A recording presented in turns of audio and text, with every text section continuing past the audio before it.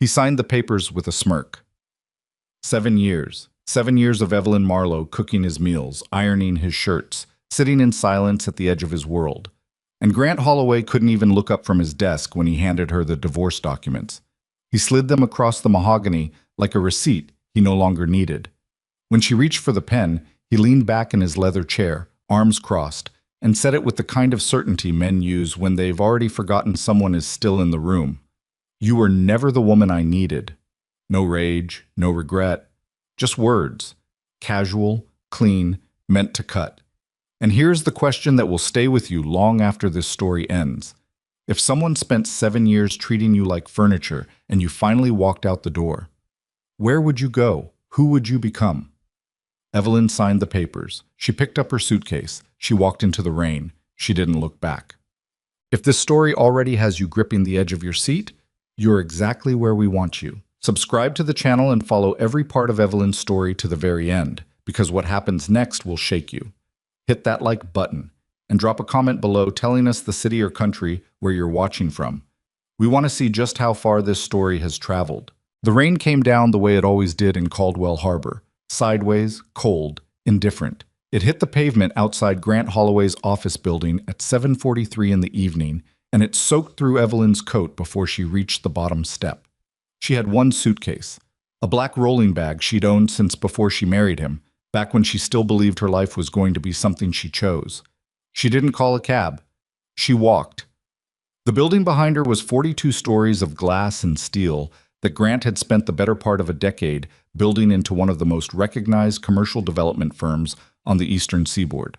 The lobby was warm through the windows. She could see the gold lettering on the reception desk from the sidewalk, Holloway Group, and she felt nothing when she looked at it. Not bitterness, not relief, just the strange, hollow weightlessness of a woman who had been invisible for so long she wasn't certain anyone would notice she was gone. She had nowhere specific to go. She knew that walking away from the building. She knew it when she wheeled her suitcase through a puddle outside the parking garage and kept moving anyway. She'd lived inside Grant's orbit so completely that her own edges had gone soft. His friends were her contacts. His calendar was her schedule. His address was the only address she'd known for 7 years. Evelyn Marlowe was 41 years old, and she had just become a woman with nowhere to be. She found a diner 6 blocks from the office. One of those places that exists in every city but belongs nowhere. Fluorescent lights, cracked vinyl booths, a laminated menu held together with tape. She sat in the back with her suitcase against the wall and ordered coffee. She didn't drink and stared at the tabletop for a long time. The waitress left her alone. That at least was something. She'd met Grant at a charity dinner 11 years ago. She had been working in contract law then. Small firm, steady work, nothing glamorous. He had charmed her the way certain men charm women, completely, efficiently, and with the specific focus of someone who wants something and is good at getting it. She hadn't seen it that way at the time. At the time, she had believed she was being loved. The first year of their marriage, she still worked. Second year, she started working less. By the third year, Grant had made it clear, not cruelly, never directly, that her presence at home served the household better than her presence at an office. There were dinners to host. There were his colleagues' wives to coordinate with. There were appearances to maintain. And Evelyn, who had never been a woman who needed applause, told herself it was a reasonable arrangement and kept telling herself that until she stopped examining it at all. She became good at the quiet life. She became, in fact, exceptional at it. She managed their household with the same methodical precision she'd once applied to contracts. She tracked every vendor, every service agreement, every maintenance schedule on the building they owned, in addition to their primary residence. She'd once caught a significant error in the insurance coverage on Grant's commercial properties, the kind of error that would have cost him several $1,000,000 if it had gone unnoticed. She'd corrected it quietly, mentioned it to his property manager, and never told Grant directly because by then she had learned that pointing out problems made him defensive, and his defensiveness always circled back to her. He never knew. She sat in the diner and thought about that. How many times had she smoothed something over that he never saw? How many problems she had quietly solved in the background of his loud, successful life? You were never the woman I needed. She turned the words over the way you turn something sharp in your hand, feeling for the edge, wondering if it would cut worse the second time. It didn't. What surprised her, what frightened her a little, if she was being truthful with herself, was that she felt no particular desire to argue with him. No rage building in her chest. Just a strange, quiet clarity, like a window being cleaned from the inside.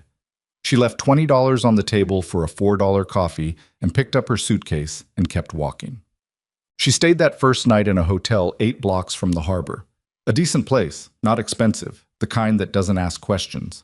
She sat on the edge of the bed in her wet coat for a long time before she thought to take it off.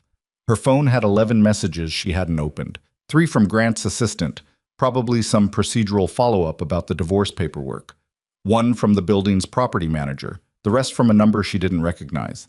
She set the phone face down and lay back on the hotel bedspread and stared at the ceiling. She thought, I should feel something by now. She felt tired, that was all. Tired in a way that wasn't just physical. The kind of tired that happens when a person has been holding themselves very still for a very long time and has finally been allowed to stop. She fell asleep with her shoes on. The second day she spent doing practical things. She opened a bank account separate from the ones she'd shared with Grant. She'd maintained a small personal account throughout their marriage. Nothing dramatic. A habit from her working years that she'd never abandoned for reasons she could never fully articulate. She contacted a former colleague from her law firm days, a woman named Patricia Holt, who had sent her a birthday card every year without fail, and whom Evelyn had always been slightly too busy to call back. Patricia answered on the second ring and said only, I've been wondering when you'd surface. They had lunch.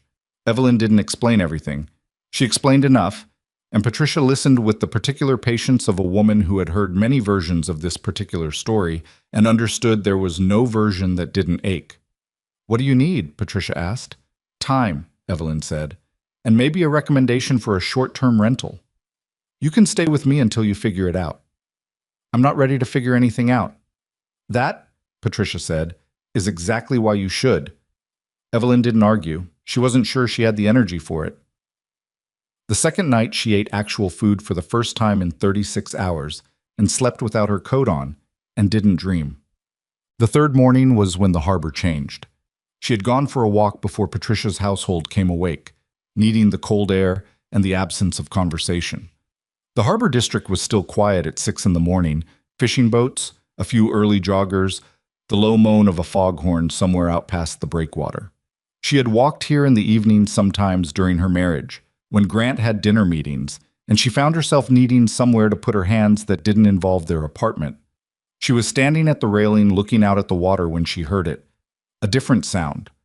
Lower than the foghorn, deeper, the kind of sound that seems to travel through the ground rather than the air. She turned. The ship appeared out of the morning fog like something that shouldn't be real. It was enormous. Black hull, gold trim catching the early light. The kind of vessel that existed in a different category from the commercial ships that came through Caldwell Harbor. It moved with a slowness that somehow only emphasized its size, the way very powerful things sometimes move as though they have nothing to prove. Uniformed figures were visible along the upper deck.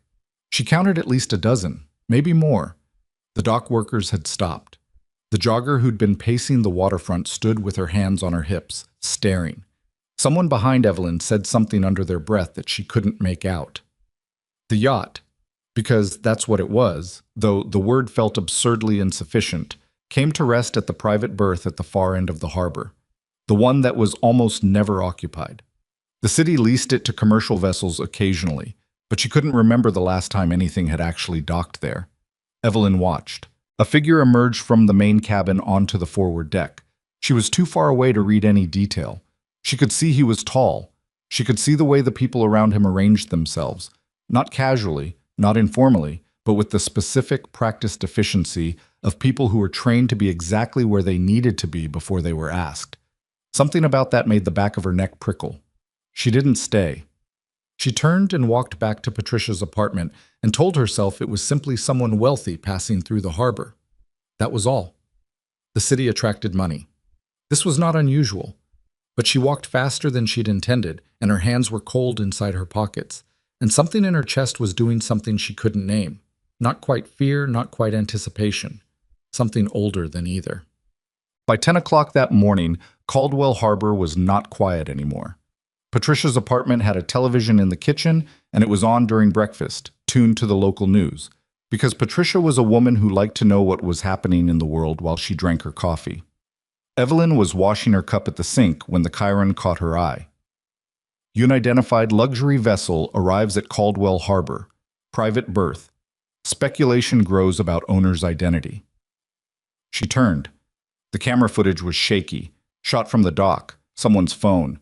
But the ship was unmistakable, black and gold against the morning gray. And then the anchor cut to a press conference that apparently had just concluded at the Harbor Authority building. She almost didn't understand what she was seeing, because there, standing in front of a room full of reporters who all seemed to be trying very hard not to look nervous, was a man in a dark overcoat. Dark hair, cut close. Face that was sharp in the way that suggested it had weathered things and come out harder. He wasn't reading from notes. He wasn't smiling. He spoke for approximately 90 seconds. Then a photograph appeared on the screen behind him. Evelyn's coffee cup hit the floor. The photograph was of her. It was not a recent photograph. She looked younger in it, early 30s maybe, her hair longer, standing somewhere she didn't immediately recognize. But it was absolutely, unambiguously her face. Her face on a screen in her colleague's kitchen in a city where she'd been invisible for 7 years. The man at the podium was speaking again. The news anchor's voice cut over his, translating the substance of what he'd already said. The statement released alongside the press conference names the woman as the rightful heir to a private family legacy tied to the Varelli organization. The man, identified only as Lucian, no surname provided, is believed to be the head of a powerful international private enterprise. He is requesting that the woman in the photograph be located and brought to speak with him directly. He describes her as, quote, family. Patricia was standing in the kitchen doorway, coffee mug forgotten in her hand. Evelyn, she said carefully, do you know who that is? Evelyn couldn't look away from the screen.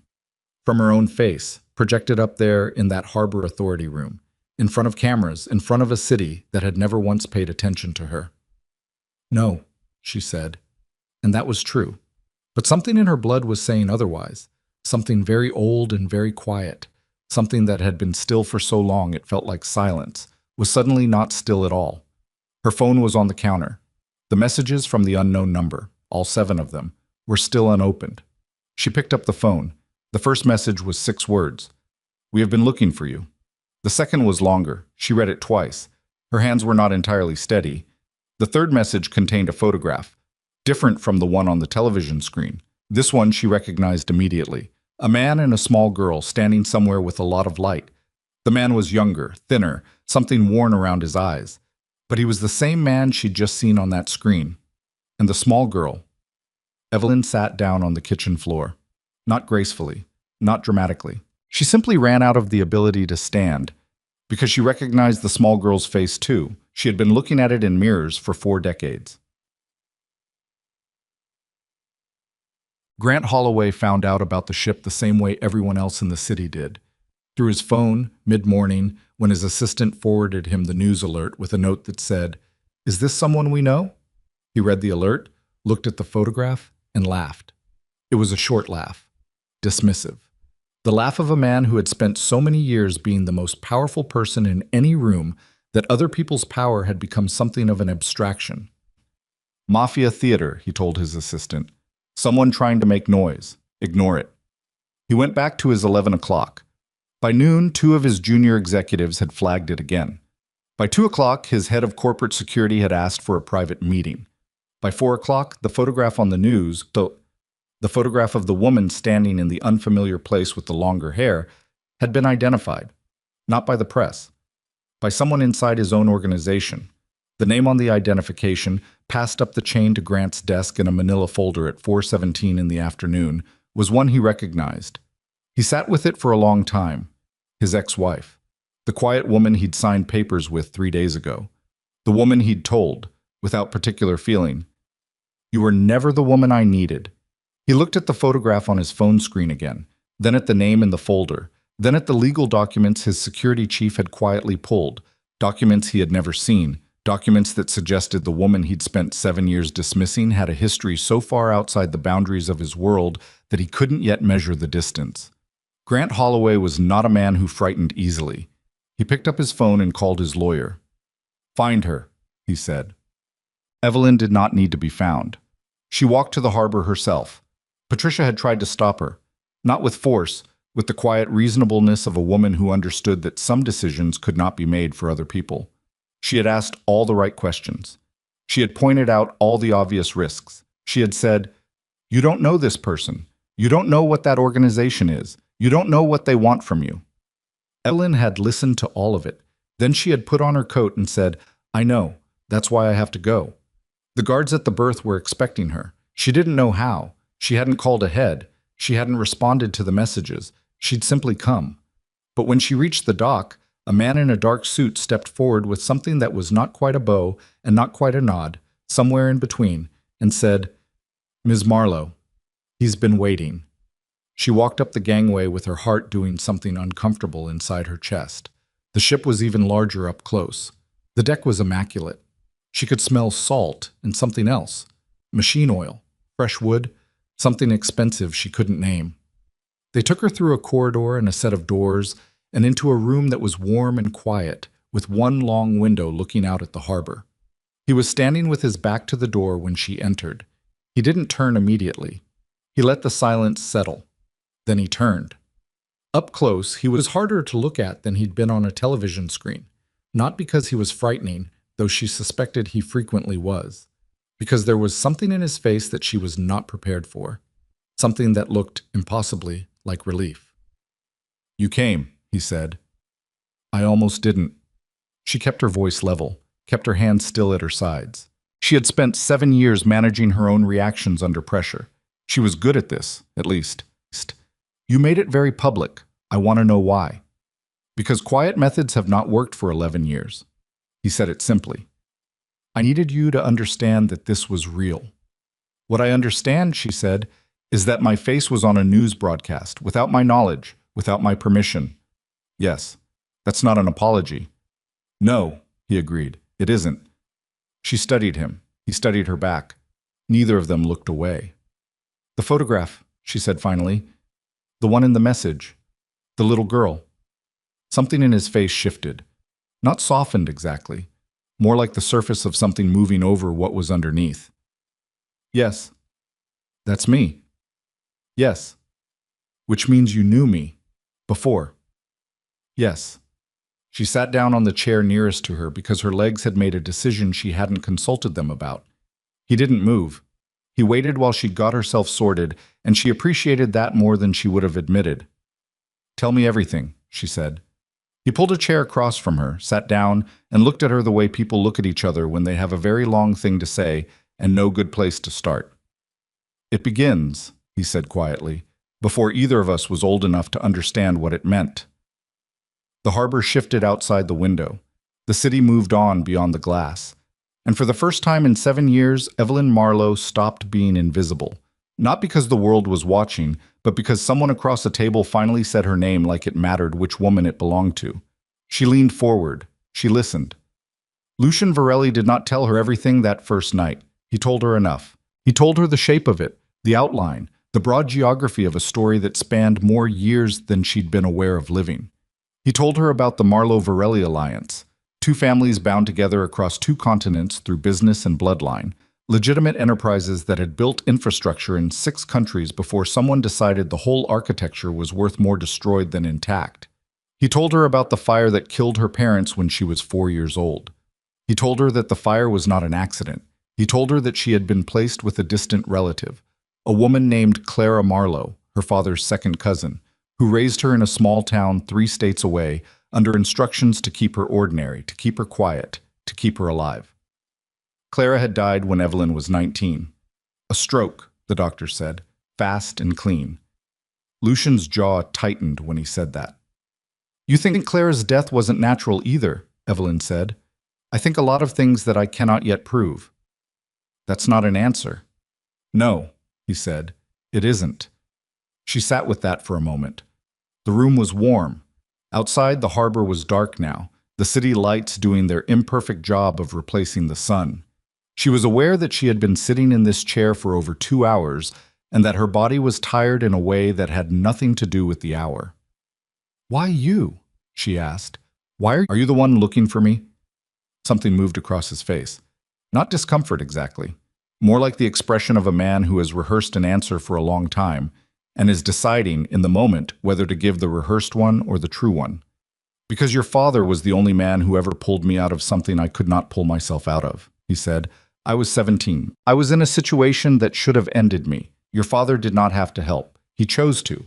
He chose to because he believed people were worth more than their worst circumstances. He paused. I have not forgotten that. Evelyn looked at him steadily. He sounds like someone I would have wanted to know. He was, Lucian said, and this time the words came out rougher, less controlled, and she believed them. She stood. Her knees protested. She pressed her palms flat against her thighs and breathed for a moment and then straightened. I need to sleep, she said. I need to sleep and eat something that isn't coffee, and then I need you to tell me the rest of it. All of it. Not the outline, the details. Lucian nodded once. He stood as well. Reflexively, she thought, the gesture of a man who'd been raised with certain habits he'd never entirely shed. There are rooms prepared, he said. I'm not agreeing to anything, she said. I'm agreeing to sleep on your boat, that's all. I know. She moved toward the door, then stopped. She turned back. The photograph, she said. In the message. You and the little girl. Where was it taken? He looked at her for a long moment before he answered. Your family's house, he said. 2 weeks before the fire. She nodded. She didn't trust herself to say anything else right then. She walked out. He watched her go. Neither of them had any idea, yet, how much the next 24 hours were going to cost them both. She woke at 4 in the morning to the sound of voices. Not alarmed voices. She registered that first, lying still in the unfamiliar bed, her whole body going quiet the way bodies do when they're trying to gather information before they commit to a reaction. The voices were down the corridor, 2 of them, low, quick, the specific cadence of men who are arguing while trying not to be heard arguing. She recognized Lucian's voice. She did not recognize the other. She got up. She did not put on her shoes. She moved to the door in socked feet and opened it 3 inches and listened. Cannot continue to assume she's clean, the other voice was saying.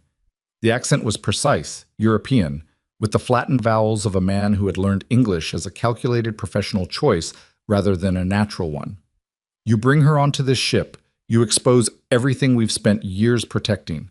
She's not a threat. Lucian's voice was quieter, harder. You don't know that. You know the girl you saw in a photograph 20 years ago. People change. People are turned. You of all people should understand what someone with her background could be leveraged into. Victor. The name landed like a door closing. That's enough. Silence. Then, I'm asking you to be careful. That's all I'm asking. I heard you.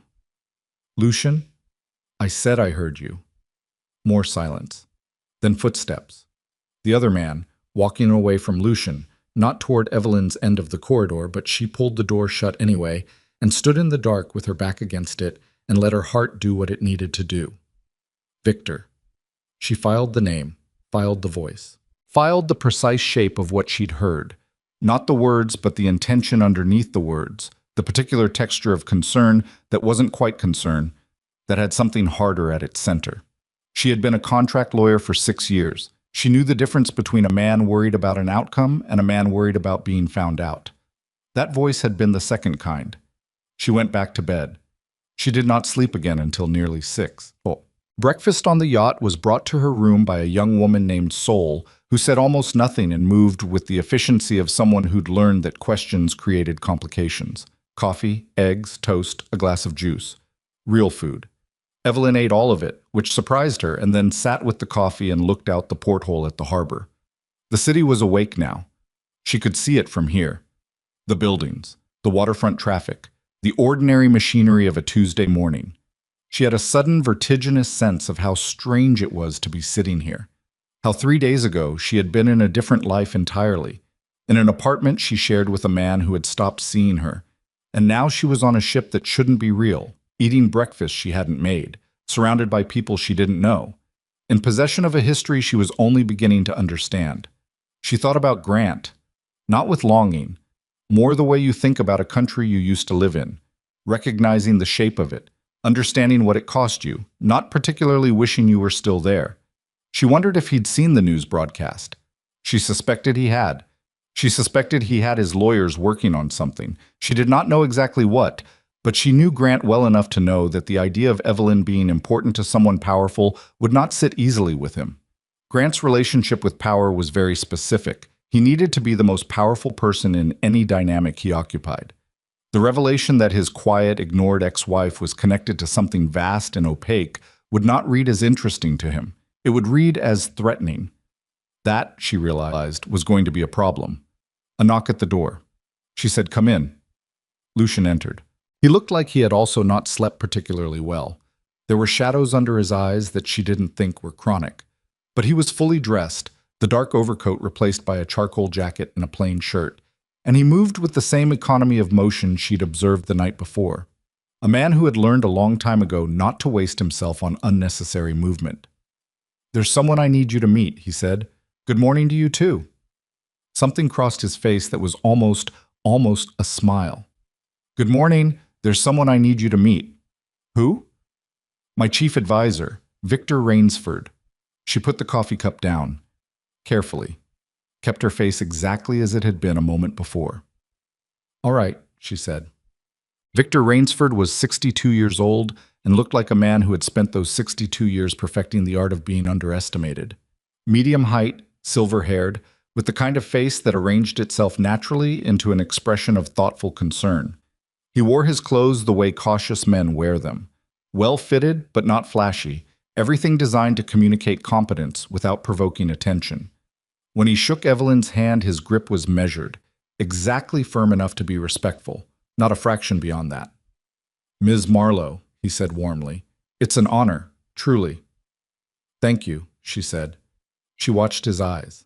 They were pale, grayish blue, and they were busy behind the warmth, moving across her face with the speed of someone cross-referencing what they were seeing against something they already knew. Lucian was watching them both.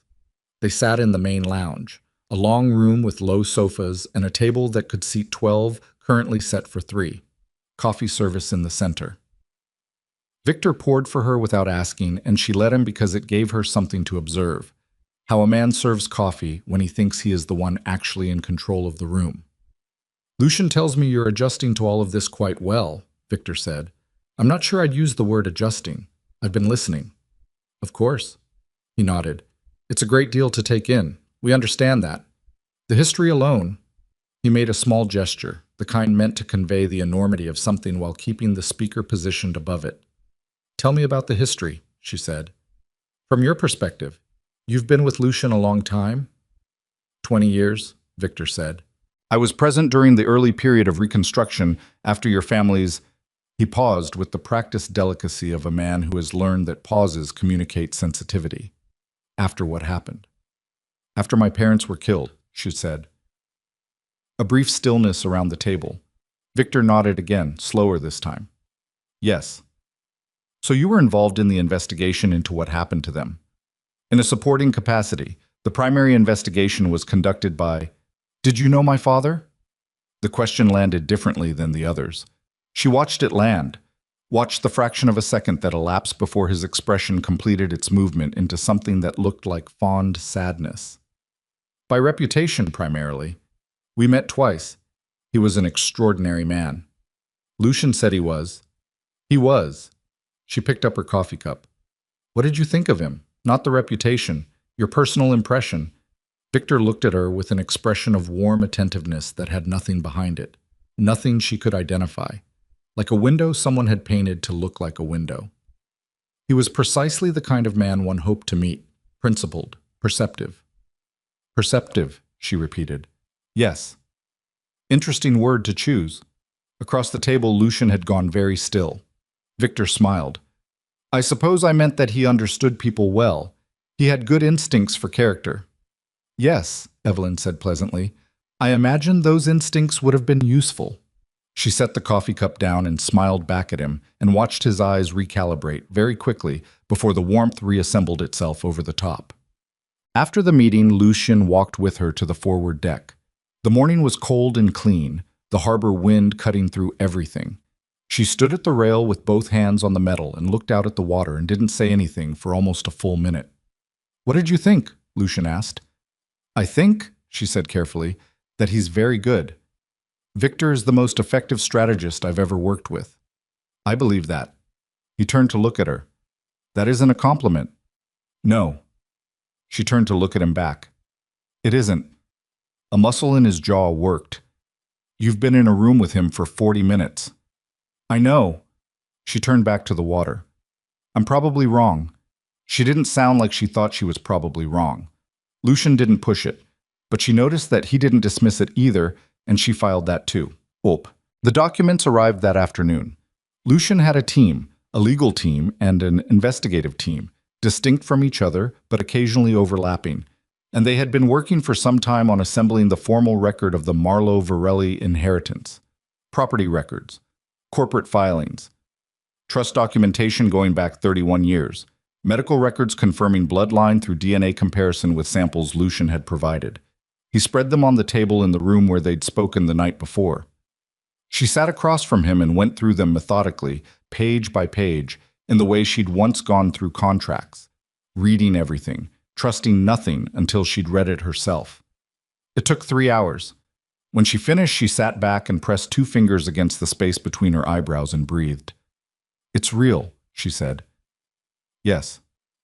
All of it. The properties, the accounts, the business interests. Yes. She dropped her hand. How much? He told her.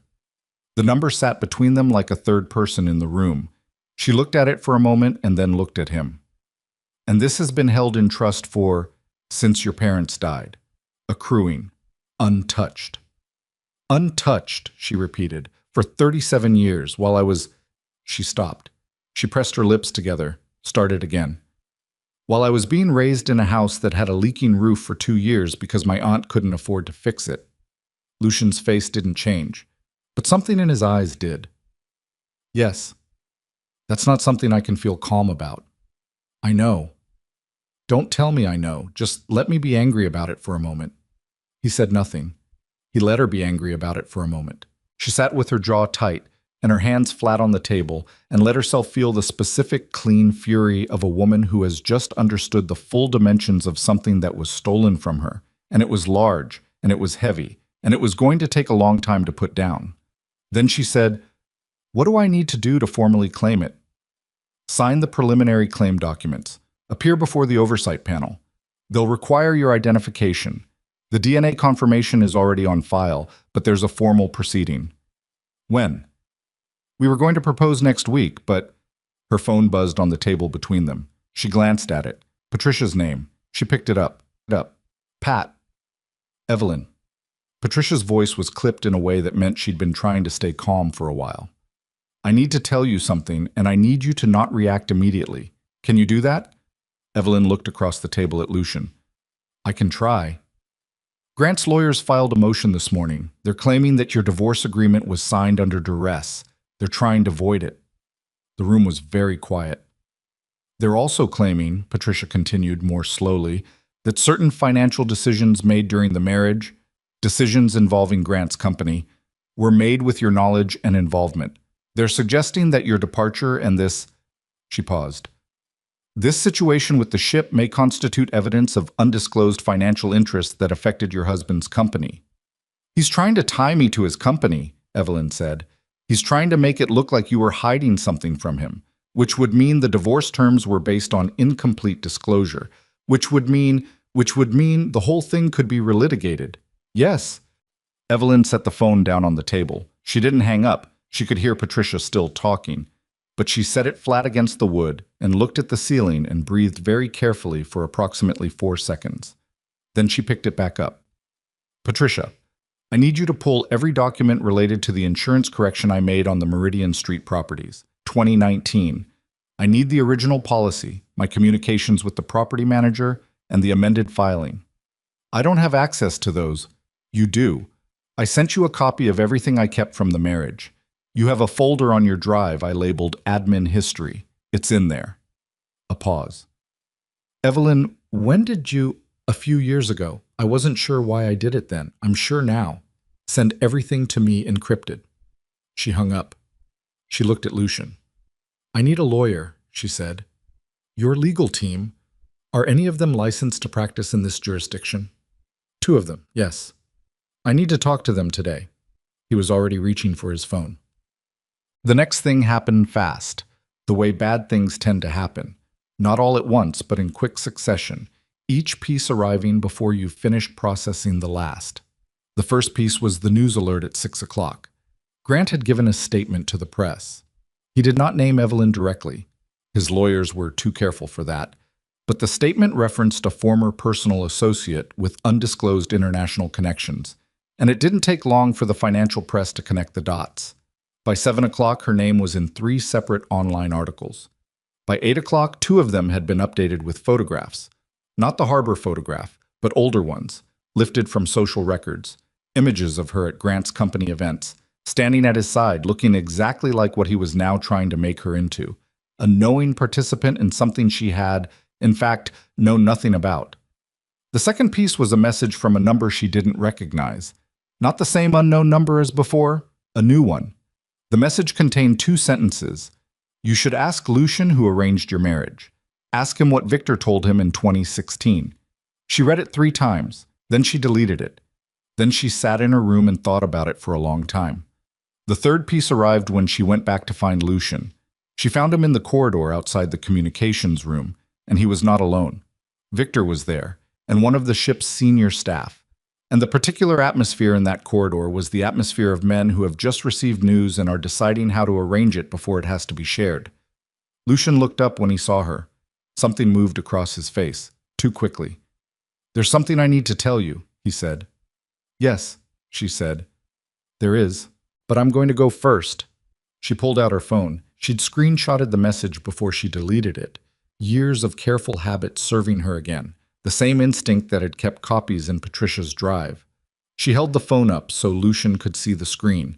She watched his face with the focus of a woman who had spent 7 years learning to read the things men don't say out loud. He read it. The stillness that moved over him was different from his usual stillness, not controlled, not the stillness of a man conserving energy. The stillness of a man who has just been hit somewhere internal and is working out the damage. Behind him, she saw Victor. Victor, who was also looking at the phone. Victor, whose pale eyes were absolutely, deliberately, elaborately calm. What happened in 2016? She asked Lucian. His jaw was tight. Evelyn, what happened in 2016? He looked at her for a long moment. Then he looked at Victor. And Victor said nothing. He looked at neither of them. He looked at the wall with the composed, waiting expression of a man who has prepared for this question and has already decided exactly how he is going to answer it when the time comes. Not now, on someone else's schedule, but later, on his. Come inside, Lucian said to Evelyn. Please. Tell me what happened in 2016. I will. Inside. She didn't move. Did you know about my marriage to Grant before it happened? The silence was its own kind of answer. Lucian. Her voice was very flat now. Flat the way ground gets flat when everything on top of it has been cleared away. Did you know? It's more complicated than, did you know? He looked at her. He did not look away, which she gave him credit for. Not many men would hold that gaze right now. I knew, he said, that someone had arranged for you to be introduced to Grant Holloway. I did not know, at the time, who had arranged it. I found out in 2016, 3 years after your marriage. And by then, he stopped. His hands, at his sides, were not entirely still. By then I was trying to find a way to reach you that would not put you in more danger than you were already in. More danger. Yes. So you let me stay in that marriage. I was trying to find a way. For how long? Her voice didn't shake. She was proud of that later, when she thought about it. How many years did you know I was sitting in that man's house while you were trying to find a way? He had the decency not to answer immediately, not to give her a number that would make it sound reasonable. 4 years, he finally said. The corridor was very quiet. Behind Lucian, Victor was perfectly still, perfectly composed, watching them both with the pale, busy eyes of a man who understood exactly what was unfolding and had known, long before either of them, precisely how this moment would arrive. Evelyn looked at Lucian. She held his gaze for a count of 5, 6, 7. Long enough for him to understand that she was not going to look away, and that she was not going to give him something easier to respond to. Then she said, "I'm going to need you to be completely honest with me from this point forward. Not managed honesty, not strategic honesty. Everything. Yes. And I'm going to need you to tell me," she said, "exactly who arranged my marriage to Grant Holloway." Lucian looked at her. Then he looked past her, very briefly, at Victor. Victor looked back at him with an expression of perfect, sympathetic concern. And Evelyn, watching the thing that passed between those two men in that fraction of a second, the history in it, the weight, the specific geometry of trust straining against something it had never been built to hold, understood, with the same cold clarity she'd once used to read contracts, that she was not standing at the beginning of the answer.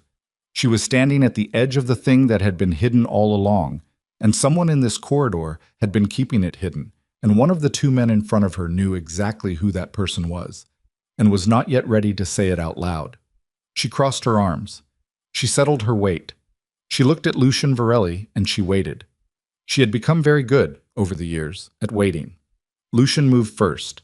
He stepped back from the corridor and opened the door to the communications room and held it, not with deference, not with apology, but with the specific gravity of a man who understood that what was about to happen required four walls and no witnesses beyond the necessary ones.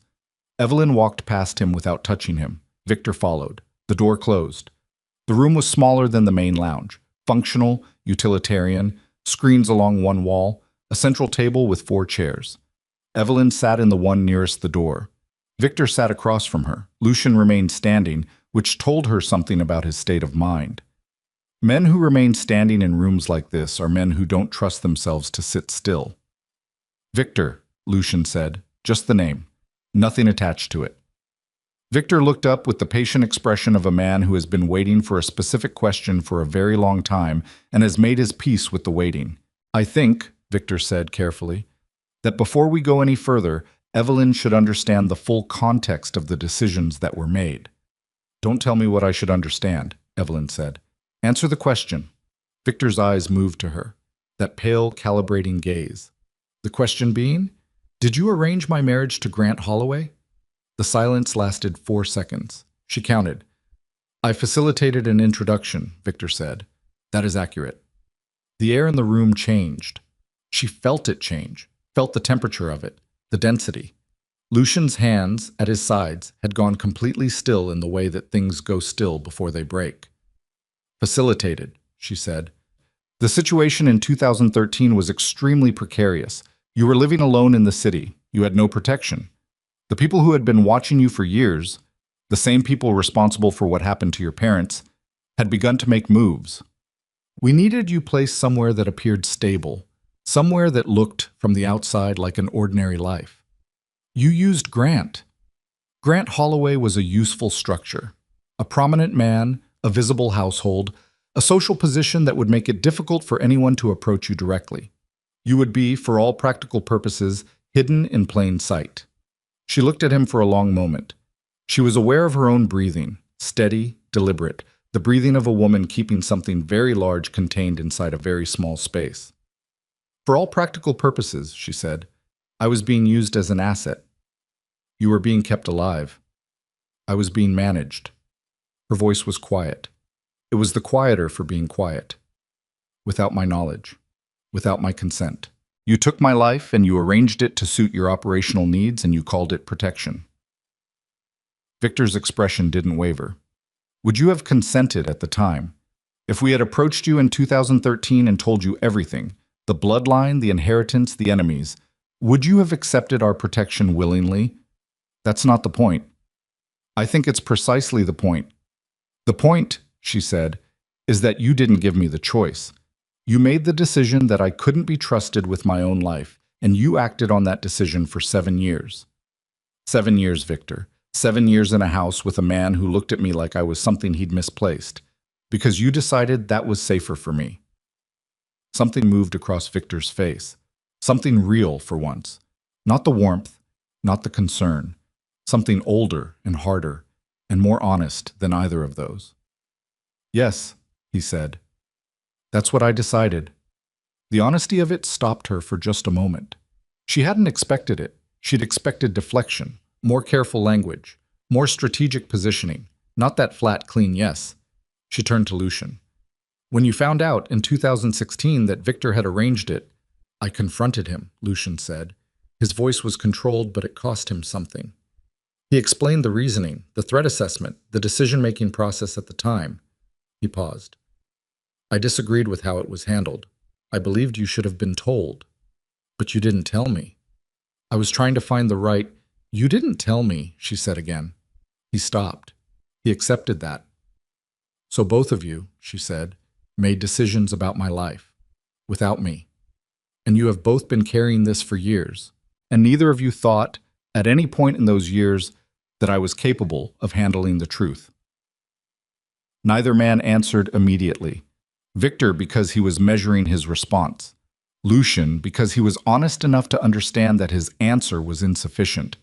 It was that silence, that specific damning silence, that told her everything remaining she needed to know about the shape of what had been done to her. She stood up. I'm for a walk. Evelyn, on the deck. I'm not leaving the ship. She looked at Lucian. We're not done, but I need 10 minutes where no one is explaining anything to me. She walked out. Neither man followed. The deck was cold, and the wind was brutal, and she stood at the rail with both hands gripping the metal and let it be brutal. The harbor was gray and choppy. A fishing boat was moving out toward the open water, small and determined against the chop. She watched it until it was small. She had been managed. That was the word that kept coming back. Managed like a problem, like a variable in someone else's equation. She had spent 7 years inside a marriage that was, at its origin, at its foundational level, a strategic placement. Grant had been a container. She had been the thing stored inside the container. And the worst of it, the part she kept circling back to with the grinding persistence of a thought that won't be finished with, was that it had worked. She had been invisible. She had been unremarkable. She had been, by every measurable standard, a woman no one bothered to look at twice. She had been perfectly, comprehensively hidden. She thought about Clara, her aunt, the woman who raised her, who had died of a stroke at 61 and who had never once, not once in all the years of Evelyn's childhood, given any indication of the thing she was carrying, the weight of knowing, the weight of the arrangement, the specific, exhausting performance of a woman pretending that an ordinary life was simply an ordinary life. Had Clara known? Had she known about Victor? About Lucian? About the money sitting in trust somewhere while her roof leaked? The fishing boat was gone. She turned back toward the ship. She found Lucian alone. Victor had gone. She didn't ask where, and Lucian didn't volunteer it. They sat across from each other at the small table, and Lucian put a cup of coffee in front of her, and she drank it without tasting it. The documents, she said, the inheritance documents. If I sign the preliminary claim, what's the timeline? 3 to 4 weeks for the oversight panel to convene, another 2 weeks for formal processing. Then, who knows we have the documents? He looked at her. My legal team. Victor. A notary in Brussels who certified 3 of the supporting records. Victor helped assemble them? He's been working on this case for 8 years. She put the cup down. And if someone wanted to stop the claim, what would they need to do? Legally? Challenge the documentation. Introduce counter-evidence disputing the bloodline or the original trust terms. That would take time, months, possibly years in arbitration. And illegally? His jaw tightened. Make the documents disappear, or make the claimant disappear. She nodded once. The anonymous message, the one I showed you in the corridor. I've had my security team trying to trace the number. And? Disposable, routed through 3 countries, nothing yet. Someone on this ship sent it, she said. Lucian looked at her. We don't know. Lucian. She kept her voice even. The message appeared within 2 hours of my arrival on this ship. It contained specific information, the year 2016, the specific nature of the arrangement. That is not public knowledge. The number of people who could have sent it is very small. She paused. I don't believe it was you. Why not? Because if you wanted to warn me about Victor, you would have said it to my face. You're not a man who communicates indirectly. Something in his expression shifted. The faintest acknowledgement of being accurately read by someone he hadn't expected to read him that accurately. No, he said, I'm not. So who on this ship knows what happened in 2016, has reason to want me warned, and would do it anonymously rather than directly? He was quiet for a long time. Then, there's a woman on my legal team, Dara Len. She's been with me for 6 years. She was present in 2016 when I confronted Victor. He stopped. She objected to my decision to delay telling you, strongly. I need to talk to her. I'll arrange it. Now, Evelyn said. Darlene was 38 years old, compact and precise, with the look of a woman who had learned to take up exactly as much space as her work required, and not a centimeter more. She came into the room with a tablet under her arm, and sat down across from Evelyn, and looked at her with the directness of someone who had already decided to stop being careful. You sent the message, Evelyn said. Yes, Dara said. Lucian, standing by the window, exhaled through his nose. Why anonymously? Evelyn asked. Because I wanted you to have the information before anyone could frame it for you. If I came to you directly, Victor would know within the hour. I needed you to have time to decide what to do with it. Dara set the tablet on the table. And I need you to look at something. She turned the tablet around. On the screen was a document, scanned, the edges slightly soft, the kind of scan made from an original physical page. Evelyn leaned forward. It took her a moment to understand what she was reading. Then she understood. Then she read it again to be certain. It was an internal communication, dated 4 years ago. The header identified it as a memo within Victor's private correspondence files. The body was 3 paragraphs. She read all 3 paragraphs twice. By the second reading, her hands were completely flat on the table because she needed them to be flat on something. The memo outlined a contingency. Victor's contingency. Written in the careful, depersonalized language of a man who had spent decades writing things down in ways that could not be used against him directly. The contingency involved the inheritance claim. Specifically, it outlined what should happen if the heir were located and the claim were about to be filed. It described a series of steps. The steps involved the claimant's legal documentation, specifically how that documentation could be accessed, compromised, and rendered invalid. It referenced a contact outside the organization, unnamed, described only by a code designation. The code designation was the same 3 letters as the internal designation used in Grant Holloway's company records for his head of corporate intelligence. She sat back. She pressed her palms against her thighs. She looked at the ceiling for exactly 2 seconds. Then she looked at Lucian. Victor has been in contact with someone inside Grant's company, she said. Lucian looked at the tablet. The color of his face had changed. Not dramatically, not in the way that shows in films, but in the specific, subtle way of a man whose blood has redirected itself away from his surface because his body understands, before his mind has finished processing, that something foundational has just cracked. When did you find this? He asked Dara. 3 weeks ago. I've been trying to verify it independently before bringing it forward. Dara kept her eyes on Evelyn. The reason I needed you here, specifically, the reason I sent the message, is that the contact in Grant's company isn't just a passive informant. According to the financial records I've been able to trace, money has moved, in both directions, over 18 months. Victor has been funding something inside Grant's company, Evelyn said. Yes. Or Grant's company has been funding Victor. Dara nodded. Or both. Evelyn looked at Lucian. Grant's lawyers filed that motion this morning, trying to void the divorce, trying to connect me to his company's financial decisions. Yes. Victor knew I was here. Victor knew I'd be filing the inheritance claim. Yes. So Victor is working with someone inside Grant's operation to build a case that ties me to financial misconduct, which would give them grounds to freeze any inheritance claim pending investigation, which would... She stopped. She pressed 2 fingers against her mouth, breathed, which would buy them time to access and destroy the documentation. The room was very quiet. Then Lucian said, Where are the documents? He was looking at Dara. Dara's expression changed, the first time since she'd entered the room that something moved across her face that wasn't controlled. They were in the secure filing system, she said, backed up in 3 locations. Were, Evelyn said. Dara looked at her. An hour ago, our IT security flagged an anomalous access event. Someone with internal credentials accessed 2 of the 3 backup locations. She paused. Both copies were deleted. The silence had a different quality now. Heavier. The kind of silence that forms when several people in a room are separately doing the same arithmetic and arriving at the same answer. The third backup, Lucian said, physically stored, off the ship, in a location only I know. Dara looked at Evelyn. And now you. Where is Victor now? Evelyn asked. I don't know, Lucian said. He was already moving toward the door.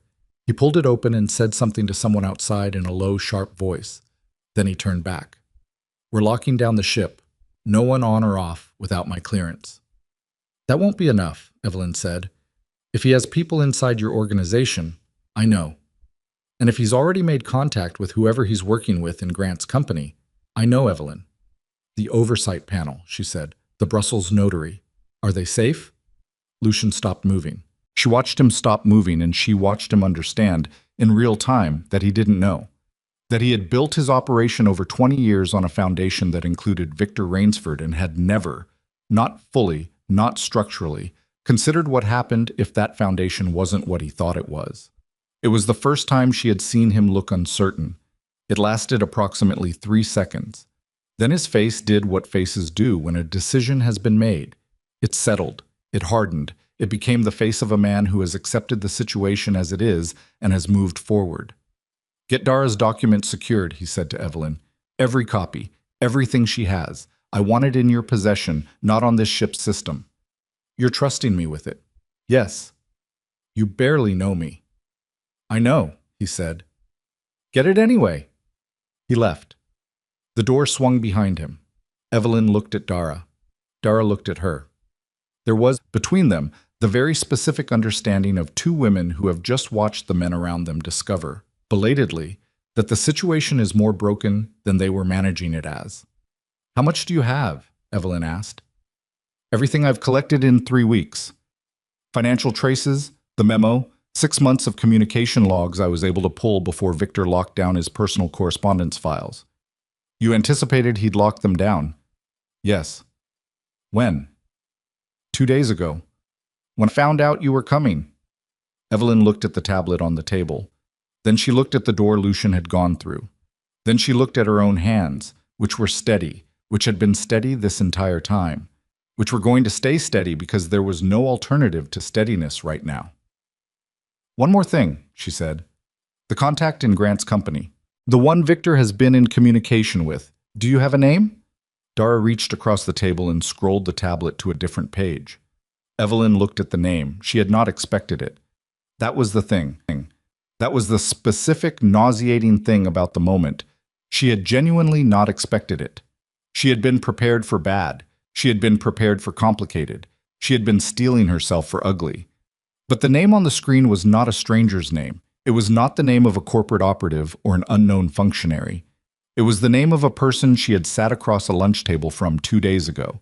A person who had said, in the warm, quiet voice of someone who had known her for years, I've been wondering when you'd surface, Patricia Holt. Evelyn sat with it. She sat with it the way you sit with something when your mind keeps trying to hand it back and your instinct keeps refusing to take it. She read the name 3 more times. Then she looked up at the porthole, at the gray harbor, at the cold and indifferent water. Patricia, who had sent her a birthday card every year without fail. Patricia, who had answered on the second ring. Patricia, who had files, Evelyn's files, 7 years of carefully maintained personal records, insurance documents, property records, financial correspondence, on a drive in her apartment.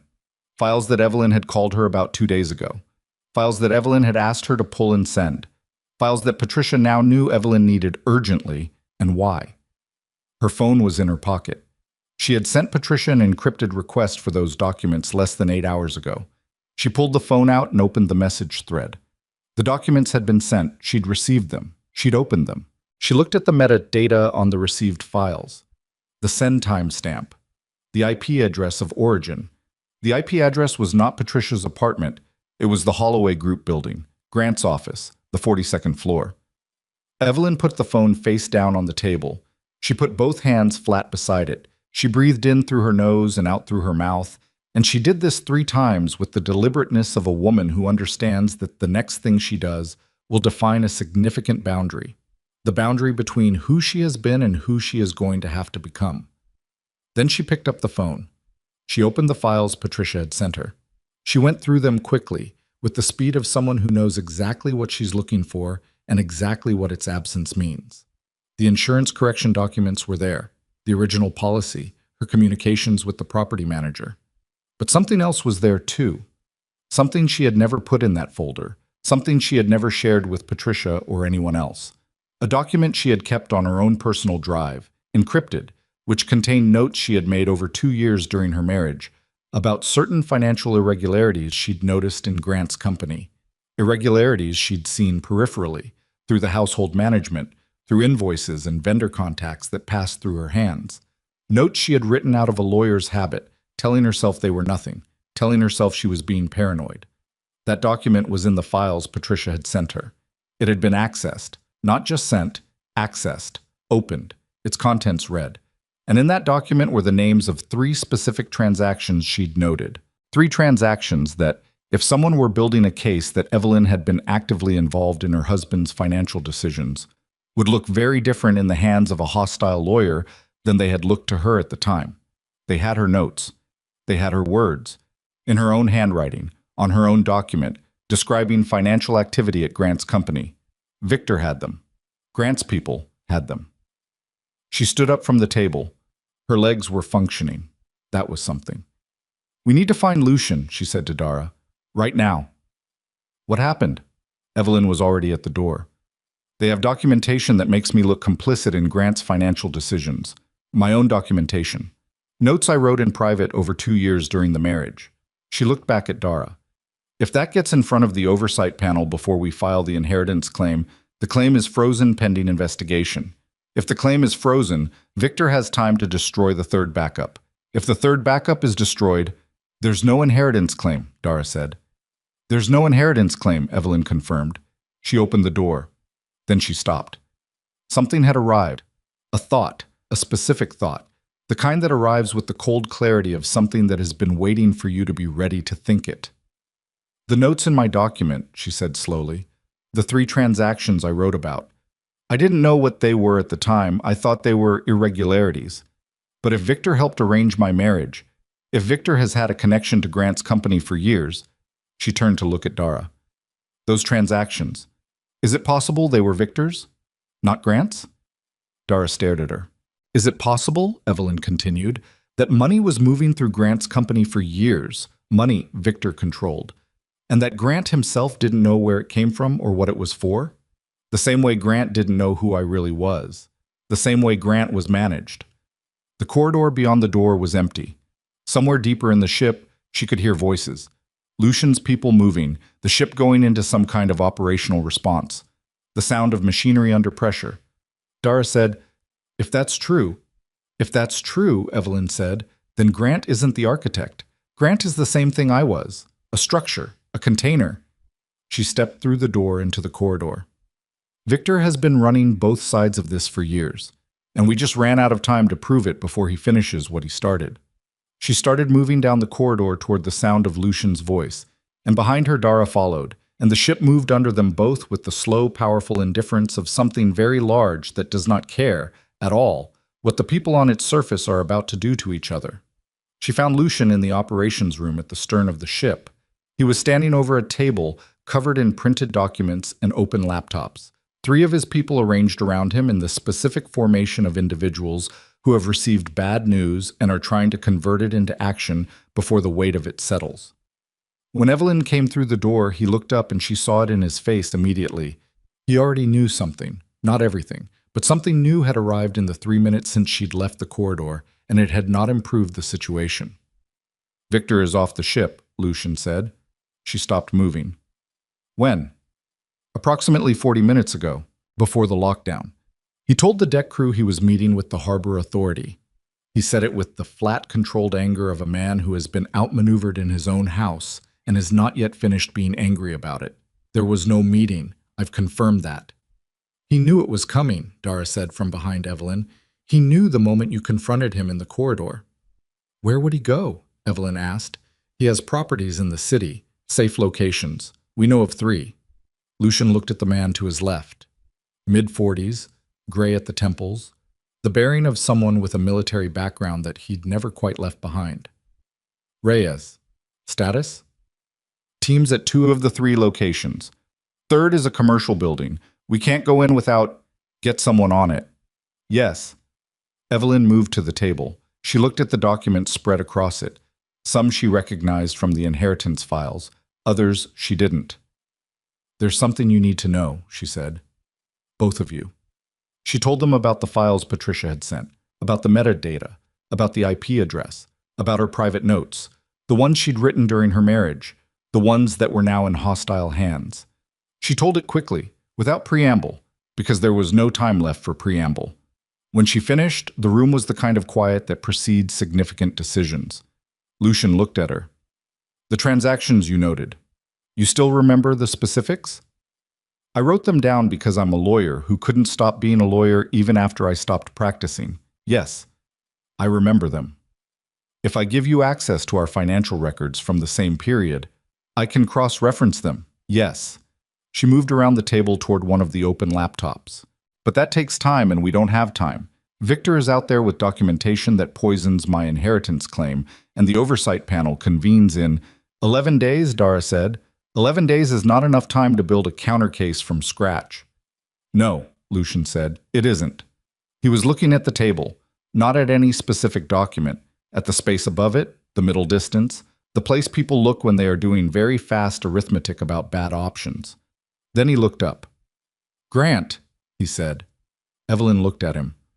Grant doesn't know what Victor has been doing. If your theory is correct, if Grant has been managed the same way you were, if those transactions were Victor's money moving through his company, then Grant is sitting on evidence of Victor's activity without knowing it's evidence. He paused.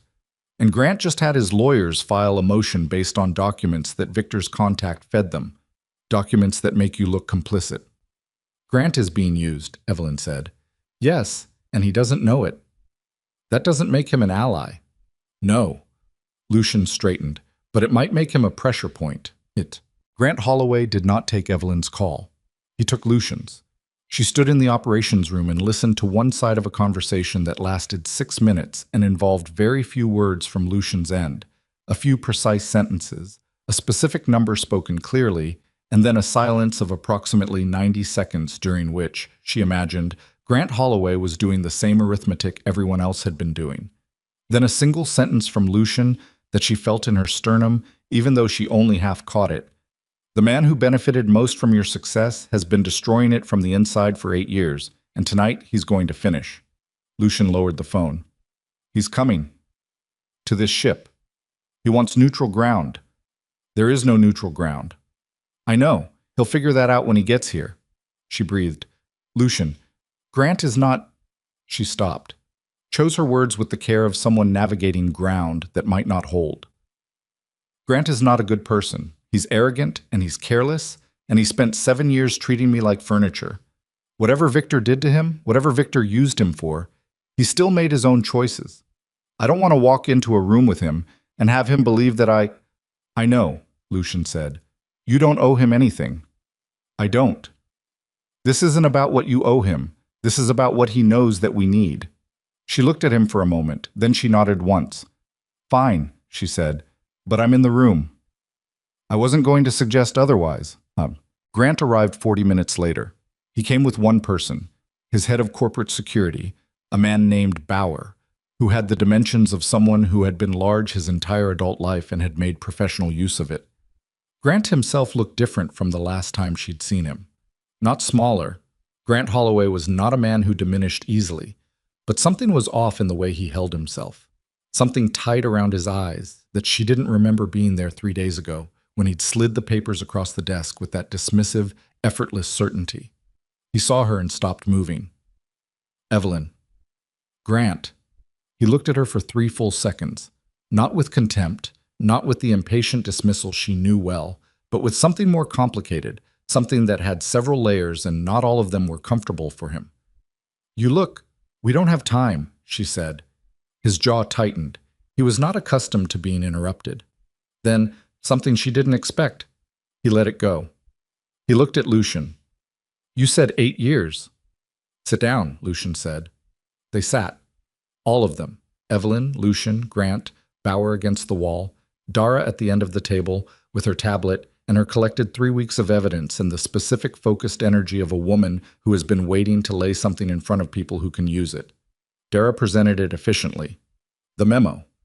The financial traces. The communication logs. The code designation that matched Grant's internal intelligence classification. The money moving in both directions over 18 months. She presented it the way lawyers present things, sequentially, without drama, letting the material carry the weight. Grant did not interrupt. That surprised Evelyn. She had expected him to interrupt constantly, to push back, to reassert, to make the room his room the way he always made rooms his rooms.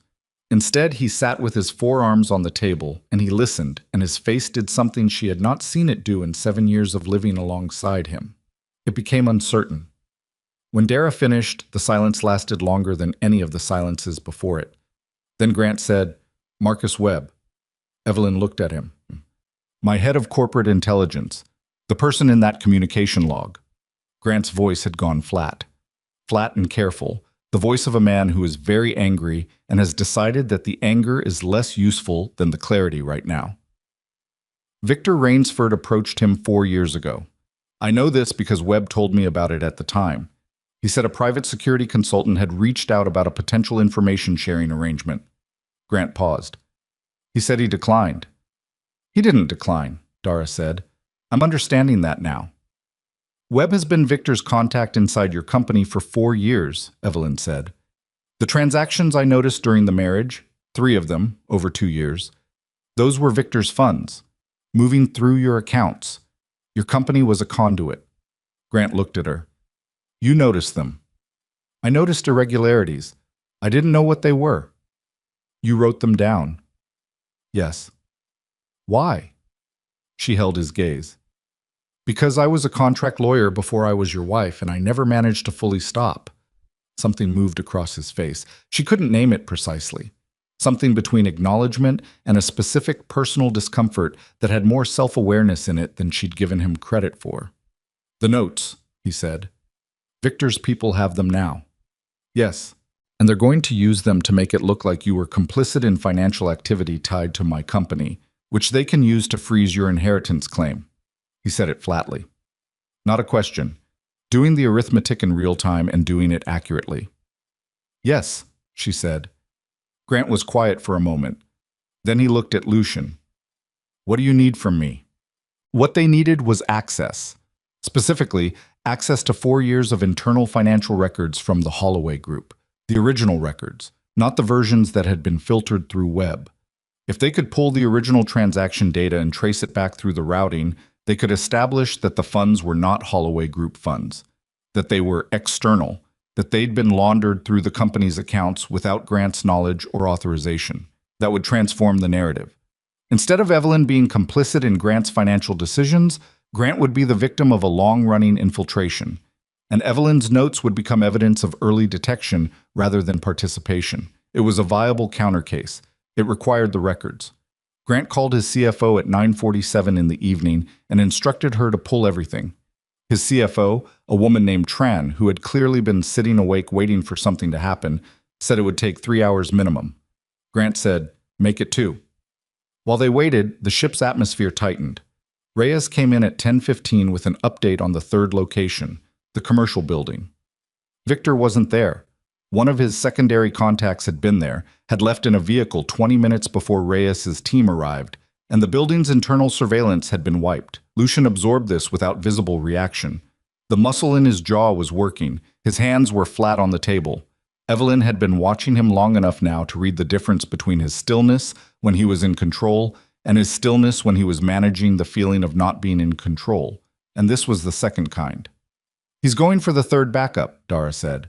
Her voice was steady, but her fingers were tight around the tablet. If he knows I have a physical copy, does he know where it is? Evelyn asked. I don't think so. I've been careful. But if Webb has had access to your communications... Dara looked at her tablet. Her face went very still. I need to make a call, she said. She stood up and left the room quickly. Evelyn watched her go. She looked at Lucian. The physical backup, she said quietly. If Victor gets to it before we file. He won't. How do you know? Because Dara is the most careful person I have ever employed, and she would not have stored something that important somewhere it could be easily found. Victor has been inside your organization for 20 years. He knows how your people think. Lucian looked at her. I know, he said. That's what I'm dealing with right now. Grant, across the table, said nothing. He was watching them with the expression of a man who is trying to map a world he had not known existed until 3 hours ago. Dara came back at 10:31. She sat down. She placed both palms flat on the table in a gesture that Evelyn recognized as someone using physical sensation to stay focused. The backup is secure, Dara said. I moved it 2 days ago when I found the memo. It's in a location I haven't told anyone. Not Lucian, not anyone on the ship. She paused. But I need to go get it, tonight, before Victor finds a way to identify it. Take 2 of my people, Lucian said. If I take your people, they can be tracked. I need to do this alone or with someone Victor's network doesn't know. Evelyn looked at Dara. Dara looked back at her. I'll go. Go, Evelyn said. Absolutely not, Lucian said. I'm not asking. She kept her voice level. Dara is right. Anyone from your organization is a liability. Victor has had 20 years to map your people. He doesn't know me, or he didn't 3 days ago. She paused. And I need to not be sitting in this room waiting for things to happen to me. I have done that for 7 years, and I am finished with it. The room held its breath. Lucian looked at her for a long moment. She looked back with the same steadiness she'd been holding since the corridor, since the operations room, since the moment she had read Patricia's name on Dara's tablet and understood that the world was significantly larger and darker than she'd been allowed to see.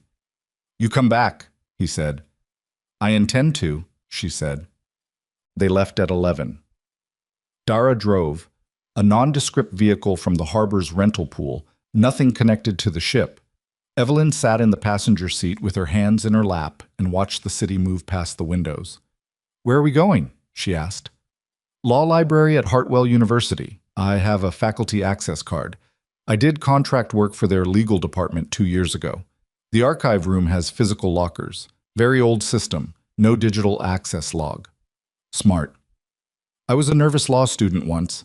We learned to be paranoid early. Evelyn almost smiled at that. Almost. They drove without speaking for a while. The city at 11 p.m. was a different city from the one she'd walked through in the rain 4 days ago.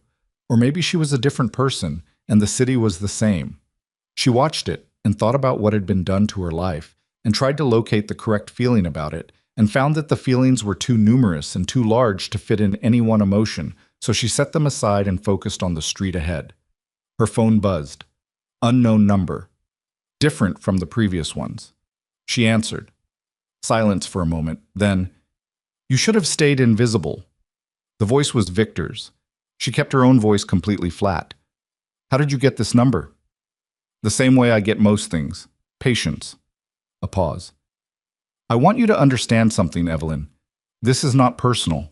It was never personal. Your parents were... He paused again. They were collateral to something larger than you understand, and you were always going to be managed. The only question was by whom, and you decided it should be you. Someone was going to. At least I kept you alive. You kept me locked in a marriage for 7 years. I kept you breathing. His voice was still warm, still composed.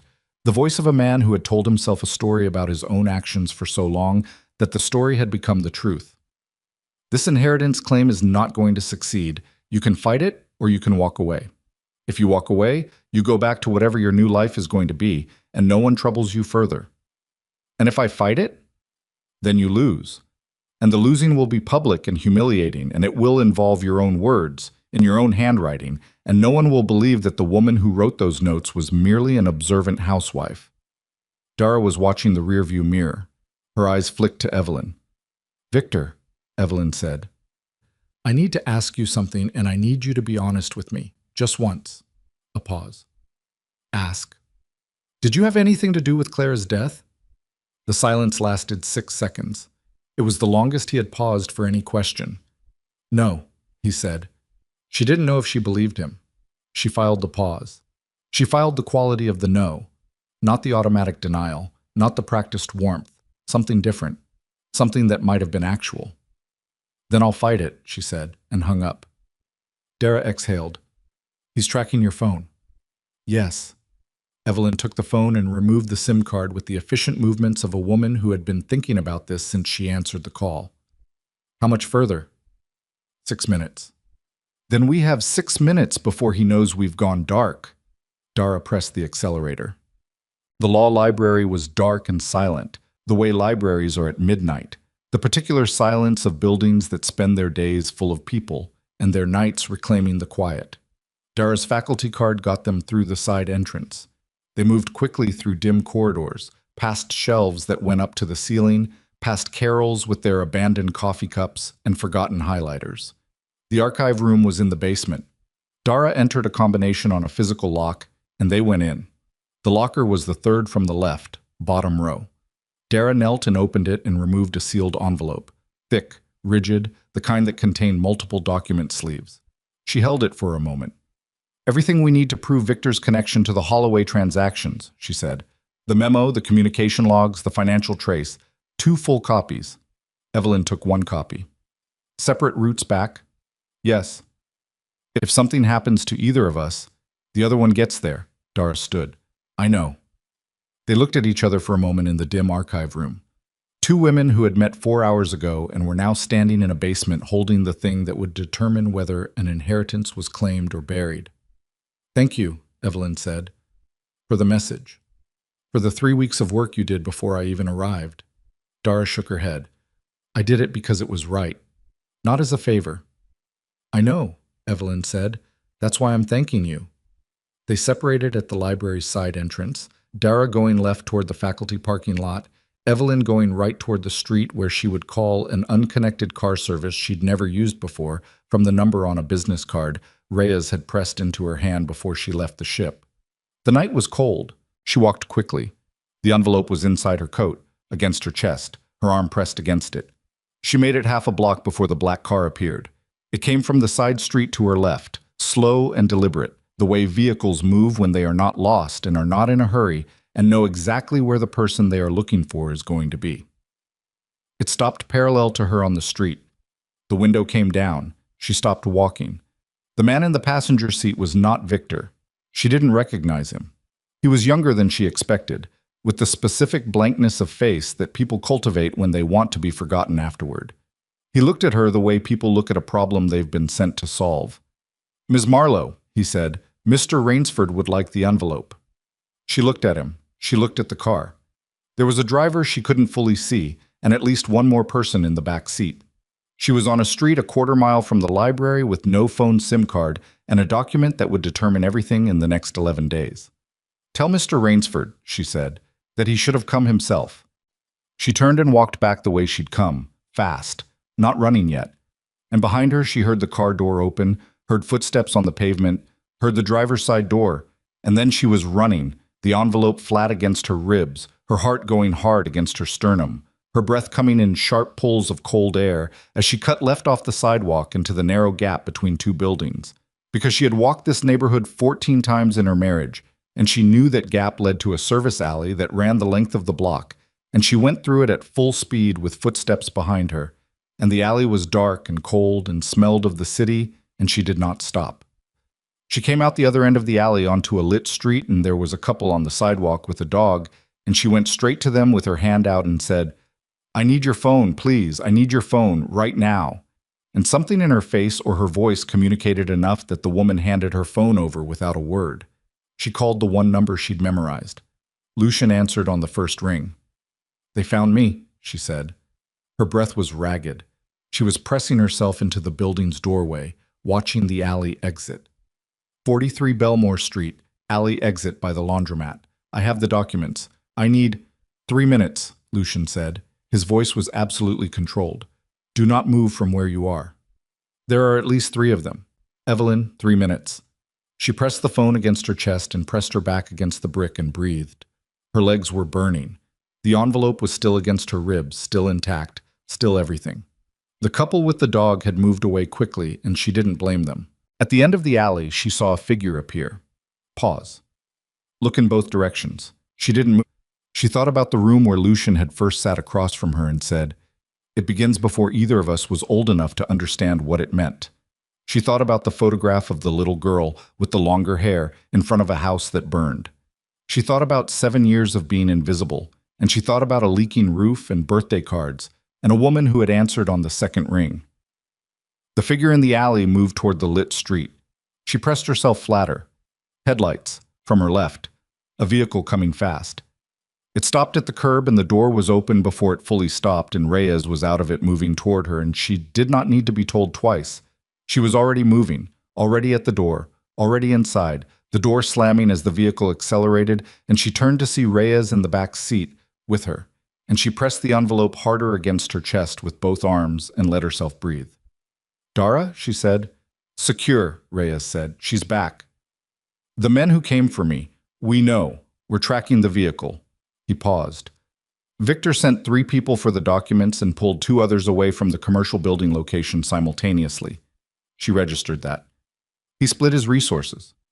"Yes, the building location. We got there before the 2 he pulled away could clear it." He reached into the jacket and withdrew a small USB drive.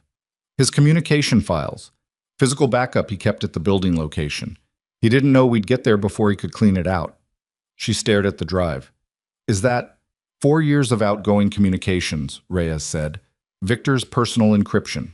Our tech people are working on it now." She took the drive from him and held it alongside the envelope from the archive locker and sat in the moving vehicle with both hands full and tried to understand the specific shape of what they now had against what Victor was still holding. Her private notes in his hands. Her name attached to financial activity she'd witnessed but never understood. His 4 years of communications now in theirs. And 11 days until the oversight panel convened. The vehicle crossed back toward the harbor. She could see the lights of the waterfront ahead, and beyond them the black hull of the ship. And she thought about standing on the deck that morning, with the wind coming off the water, and telling herself she was probably wrong about Victor. She had not been wrong. She pressed her back against the seat and closed her eyes for exactly 10 seconds. Behind her eyelids, the facts arranged themselves in the way. Facts arrange themselves when a lawyer has lived with them long enough. The shape of the case, the weight of each piece, what was provable and what wasn't yet, what needed 11 days and what needed tonight. When she opened her eyes, the ship was close. She looked at Reyes. "I need to be in the operations room in 10 minutes. I need Lucian, I need Dara, I need your tech people, and I need Grant's CFO on a secure call." "Grant's still on the ship," Reyes said. That surprised her. "He stayed?" "He said he wanted to finish what he started." She looked out the window at the approaching harbor, at the black and gold ship that shouldn't have been real, that had appeared out of morning fog 4 days ago and dismantled everything she thought she knew about the shape of her own life.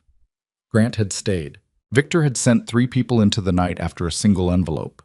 The math of who was afraid of what was becoming very clear. "When we get back," she said to Reyes, "seal the ship, nothing in or out, and I need someone to find where Victor is right now, not tomorrow, not in an hour. We're working on it. Work faster." The vehicle pulled to the dock. "Because in 11 days I am walking into that oversight panel with everything we have, and I need Victor either in a room where he can't do anything or in a position where doing anything makes his own case for us." She got out of the vehicle. The dock was cold and lit, and the ship was right there, massive and real. And Lucian was at the top of the gangway watching her come up with an expression she didn't have a name for yet. Not relief, not exactly. Something more complicated than relief. Something that had several years of looking for someone in it. She reached the top of the gangway and stopped in front of him. "I have the documents," she said. "I have Reyes's drive. I have 11 days. She paused. "And I have something I didn't have 6 hours ago." "What's that?" he said. "I'm done being managed," she said. She walked past him into the ship and did not look back, and the harbor moved behind her, and the night was very cold and very clear, and somewhere in the city, Victor Rainsford was calculating his next move. And for the first time in 37 years, the woman he had spent decades arranging and containing and keeping small was calculating hers right back, with everything she needed in her hands and nothing left to lose that she hadn't already decided to stop protecting. The operations room at 2 in the morning had the specific atmosphere of a place where people have been working past the point where the body cooperates. Coffee cups abandoned at various stages of consumption, jackets over chairbacks, the particular stillness of individuals running on decision-making rather than energy. Evelyn had not slept. She was not going to sleep. She sat at the central table with Grant's CFO on a secure video call, a precise woman named Helen Tran, who had clearly decided somewhere around midnight that the most useful thing she could do was stop being shocked and start being useful. Beside Evelyn, Dara had the physical documents spread in sequence. Reyes's tech specialist, a young man named Cho, who spoke in half sentences and thought in full systems, had cracked the first layer of Victor's encrypted communications drive by 1:15 and was working through the second layer with the focused intensity of someone who understood exactly what was at stake and found the technical problem genuinely interesting regardless. Lucian moved around the edges of the room. He did not sit. She had stopped expecting him to. Grant sat across from her. He had removed his jacket somewhere in the last 2 hours, and his shirt was wrinkled at the sleeves, and he looked, for the first time in the 11 years she had known him, like a man who understood that he was not the most important person in the room and had made peace with it. The picture that assembled itself across the table over those hours was not simple. It was the opposite of simple. It was the kind of picture that requires multiple people looking at it from different angles before the whole shape becomes visible. And even then, certain parts of it were ugly in ways that implicated everyone present to varying degrees. Victor Rainsford had been running a parallel operation inside Lucian's organization for 14 years. Not 20, 14. The first 6 years he had been, by every measurable indication, exactly what he presented himself as. A committed, effective strategist who built Lucian's enterprise from a fractured collection of regional interests into a coherent international organization. The turn happened in year 7, when Victor had first identified the dormant Marlowe-Varelli Inheritance Trust and understood, with the specific intelligence of a man who notices the value in things others have overlooked, what it represented. Not just money. Architecture. The Marlowe-Varelli Trust was structured in a way that gave its holder controlling interest in a series of legitimate business entities that underpinned significant portions of Lucian's operation. If the inheritance were claimed by the rightful heir, it would restructure the power balance of the entire organization. Victor, who had spent 6 years building himself into an indispensable position, would become significantly less indispensable. He had not arranged Evelyn's marriage out of protective instinct. He had arranged it to keep the heir contained, quiet, and legally encumbered. A married woman with no independent financial standing and no knowledge of what she was owed was not a woman who could walk into an oversight panel and claim an inheritance. He had kept her invisible because her visibility threatened him. Cho read sections of the decrypted communications aloud, flatly, without editorial comment, and the room absorbed each piece with the quiet of people who are past the point of being surprised and are now simply building. Grant, listening, said very little. At one point, when Cho read a communication between Victor and Webb that referenced the specific property transactions Evelyn had noted in her private document, Grant put both hands flat on the table and looked at them for a long time. When he looked up, he said, "I want Marcus Webb arrested." "That's not our jurisdiction," Reyes said. "It will be someone's." "Yes," Lucian said from the edge of the room. "It will be." Evelyn looked at Grant. He looked back at her. In his eyes, there was something that was not quite an apology. Grant Holloway was not structurally capable of the straightforward apology. She had always known that. But something adjacent to it. Something that he acknowledged, without the full vocabulary of contrition, that he understood now what had been in his house for 7 years and what he had done with it. She didn't give him the absolution he wasn't quite asking for. But she didn't look away either. "The motion your lawyers filed," she said, "to void the divorce. I'll have it withdrawn by morning," he said. "I need it withdrawn before 6 a.m. I'll call them now." He stood and moved to the corner of the room with his phone, and she watched him make the call and thought about all the ways a person's life could be shaped by the decisions of people who never asked them anything, and then she turned back to the table because there was still work to do. Victor surfaced at 4:17 in the morning, not in person, through a lawyer, a man named Christoph Adler, Zurich-based, who placed a call to Lucian's legal team with a proposal. The proposal was clean in the way that only proposals from cornered men trying to look uncornered can be clean. Victor was willing to provide documentation supporting the legitimacy of the Marlowe-Varelli inheritance claim in exchange for immunity from any civil or criminal proceedings arising from his activities within the organization. Lucian read the proposal summary and handed it to Evelyn without comment. She read it. She set it down. He thinks we need him, she said. He built the case for 14 years. He knows where certain documents are that we don't. Do we need them? Lucian looked at Cho. Cho looked up from his screen. The communications drive has 90% of what we'd need for full documentation. The remaining 10% involves 3 property records that were sealed under a Brussels administrative process in 2011. Victor would have access to the unsealing mechanism. How long without him? Evelyn asked. To unseal through legitimate channels? 4 to 6 weeks. And the oversight panel is in 11 days. Yes. She looked at Lucian. The panel doesn't need the sealed property records to validate the inheritance claim. They need the bloodline confirmation, the original trust documentation, and a clear chain of title. We have all of that.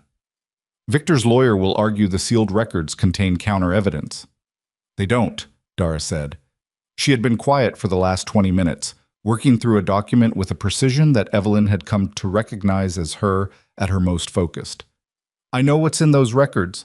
Victor told me 3 years ago when I was helping him catalog the historical files. He described them as supplementary property surveys. I was using the sealed status as leverage, implying they contain something damaging when they don't. Evelyn looked at her. You're certain? He was very specific. He was also, at the time, not aware that I would ever be in a position where that specificity mattered. Evelyn turned back to the proposal. She read it one more time. Then she folded it and set it at the far edge of the table. We decline, she said. Lucian looked at her. We decline, she said again, steadily. Victor gets nothing from us. Not immunity, not negotiation, not the dignity of a deal. We file in 11 days with what we have. If the sealed records become an issue with the panel, we address it then. She paused. And we forward everything on the communications drive to the relevant legal authorities in every jurisdiction where his activities touch down. That's 4 countries, Reyes said. Then 4 countries, she said. He kept me in a box for 7 years and called it protection. He killed my parents' legacy and called it strategy. He is not getting a negotiated exit. The room was quiet. Lucian said, All right. She looked at him. You're not going to argue? No. You built 20 years of your operation with him. Yes. His voice was absolutely level. I know what I built, and I know what it was built on. I'm not arguing. She held his gaze for a moment. Then she nodded once and turned back to the table. Then we have 9 hours until the lawyers open, she said. Let's use them. Victor did not disappear gracefully. Cornered men rarely do. At 7 in the morning, as Caldwell Harbor came back to daylight and the city resumed its ordinary machinery, Victor's lawyer released a statement to 3 financial news outlets. The statement was carefully worded. No direct accusations, nothing that could be cleanly litigated. But its implication was clear, that the inheritance claim being prepared by an individual connected to the Varelli organization was based on manipulated documentation, and that the claimant herself had a history of financial involvement with entities under investigation. Evelyn read the statement on Dara's tablet over coffee. She actually tasted this time. He's trying to poison the panel, she said. Yes, Dara said. Can he? The panel is formal. They're required to evaluate submitted documentation, not press statements. Dara set down her own cup. But 3 of the 5 panel members are appointed by an international oversight body that is sensitive to reputational concerns. If the statement gets significant pickup in the financial press before we file, how long before we file? We could file today. The documents are ready. Evelyn looked at her. Then we file today. There are still formatting requirements. How long? Dara looked at the documents, at the clock on the wall, at Evelyn. 4 hours. Then, in 4 hours, we file. She stood. And I need to make a call. She called Patricia from a ship landline because she no longer had a functioning mobile and because she wanted the call on a recorded line. She had thought about this for several hours. What to say? How to say it? How much to let herself feel about what had been done by a woman who had sent birthday cards for 11 years. She had not arrived at clean answers. She had arrived at the understanding that clean answers were not available and that the absence of them was something she would have to carry. Patricia answered on the 3rd ring. Evelyn. Her voice was careful. The careful of a person who has been waiting and has had time to prepare and has prepared badly. I know about, Evelyn said. I know about the money. I know that the files you sent me were sent from inside Grant's building, not your apartment. She paused. I need you to understand that I know all of it. I'm not calling to ask you to confirm it. Silence. Then why are you calling? Patricia's voice had changed. The careful was gone. What was underneath it was tired, genuinely, profoundly tired, in the way of someone who has been holding something for a long time and has been waiting, perhaps, for the moment when they didn't have to hold it anymore. I'm calling because I want to know one thing that isn't in any document. Evelyn's hand was tight on the receiver. She made herself loosen it. Did you know, when we had lunch 3 days ago, that they were going to use my files against me? The silence was longer this time, long enough that the quality of it became its own answer. Yes, Patricia said. The word landed the way words land when you already knew them, and hearing them said aloud changes nothing about what you know, and everything about how it sits in your body. Why? Evelyn asked. Webb approached me 14 months ago. Patricia's voice was flat now, the flatness of someone past performance. He had documentation, real documentation, of something I did 12 years ago, a case I mishandled, a client I failed badly. She stopped. If it had come out, I would have lost my license, my career, everything. So you agreed to watch me. I agreed to maintain contact, to report back if you ever surfaced, became visible. A breath. When you called me from the hotel, I called Webb, and then I went to lunch with you, and I looked at you across the table, and Another breath. I told Webb I was out that afternoon. I told him I was done. But you sent the files. He had remote access to my drive. He pulled them without me. I didn't know until it was done. Evelyn stood in the small communications room with the receiver pressed against her ear and looked at the wall and tried to locate the truth in what she was hearing. The specific difficulty of it was this. She believed Patricia. She believed her in the way you believe someone who is confessing to the worst version of themselves rather than the best, in the way confession is distinguished from performance by the things it doesn't omit.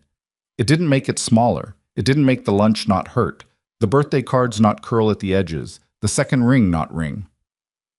I'm going to have to give your name to the relevant authorities, Evelyn said. Everything I know, I can't protect you from that. I know, Patricia said, and I can't. She stopped. She started again. I don't have anything left to say to you beyond that. I know, Patricia said again. She hung up. She stood in the room for a moment with her hand on the receiver that she'd set back in its cradle. Then she walked out into the corridor and went to find Dara and told her they were filing in 4 hours and kept moving. They filed at 1:17 in the afternoon. It was not dramatic.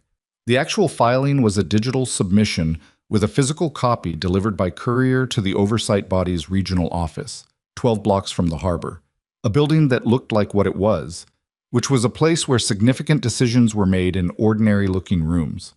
Dara handled the submission. Lucian's lead attorney of record, a woman named Sewell, who had flown in on 6 hours' notice from London and had been working without apparent fatigue since her arrival, stood with her. Evelyn stood on the deck of the ship and watched the harbor and waited. She heard later that Victor's lawyer had attempted to file an injunction blocking the submission at 1:09, 8 minutes before the filing went through. The injunction was based on the press statement argument. That documentation was in dispute, and the panel should withhold acceptance pending independent review. The regional office had declined. The filing criteria were met. The documentation was in order. They accepted it. When Sewell called to confirm, Evelyn was still on the deck. Lucian was standing 10 feet away. She heard the call, and she said thank you, and she ended it, and she stood with her phone in her hand and looked at the water. Lucian came to stand beside her at the rail. They stood there for a moment without speaking, which had become, over these days, one of the more honest things between them. The capacity to be in the same place without filling it with words. It's not over, she said. The panel still convenes. Victor will challenge it. Yes. And the legal process is going to take months. Yes. And there are 4 countries with jurisdictional claims on his activities, which means 4 separate proceedings, which means years of Evelyn. He said her name the way he'd said it the first night, like it was the specific name of the specific person in front of him, and not a sound for getting attention. I know. All of that is true. And it's going to be hard and it's going to be long, and there's no version of this that's clean. She looked at him. I'm not looking for clean. I know. He looked at the water. That's one of the things I... He stopped. Something moved in his jaw. I spent a long time looking for you, years of it. And there were many versions of what I imagined you might have become, depending on what had happened to you, depending on what the years had done. He paused. None of them were you. She held still. The wind was cold off the harbor, and her coat was not quite sufficient for it, but she didn't move. Is that a complaint? She asked. No, he said. The word was very quiet. It's the opposite of a complaint. She looked back at the water. A cargo ship was moving out toward the open sea, slow and enormous, carrying whatever it carried in the great indifferent way of things that have somewhere to be. She watched it until it was smaller. I need you to understand something, she said. I am not going to be grateful for any of it. Not for being found, not for being brought here, not for the years of searching.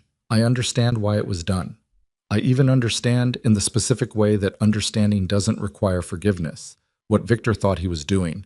But I am not going to stand here and be grateful that my life has been returned to me because it was never yours to return. She looked at him. It was always mine.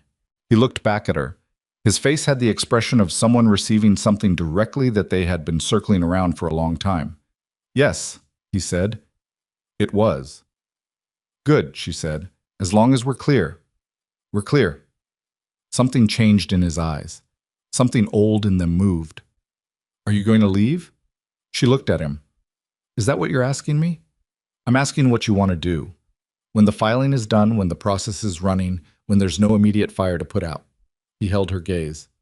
I'm asking what Evelyn Marlowe wants. Not what makes sense strategically. Not what protects the claim. What you want. She had not been asked that question in a very long time. She was aware that she had not been asked it in a long time. Aware of the specific quality of the absence as the question landed. The way you become aware of a sound only when it stops. She took her time answering. The harbor moved. The cargo ship was small now.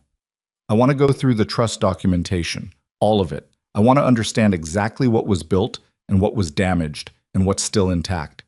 She looked at the water. I want to rebuild the legitimate side of it, the business entities, the infrastructure. That's what my parents built. Not the power, not the protection, the actual work. The thing that employed people and moved goods and built roads in places that needed roads. She paused. I want that back. Not as an inheritance. As a continuation. Lucian was quiet for a moment.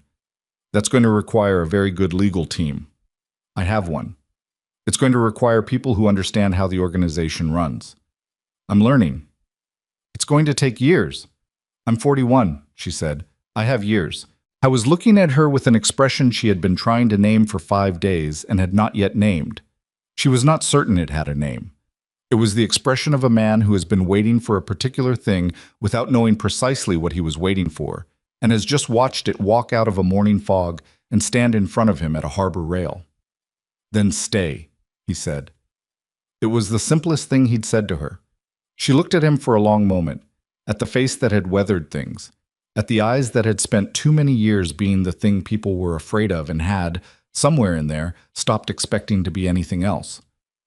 I'll stay, she said. But I want an office. He almost laughed. It was not quite a laugh. It was the thing that happens just before a laugh in a person who has forgotten how. You can have an office. A real one, not a cabin. A real one. And I'm not reporting to Victor's replacement. Victor doesn't have a replacement yet. He will. When he does, I want that arrangement in writing. You're negotiating. I'm a contract lawyer, she said. I never stopped.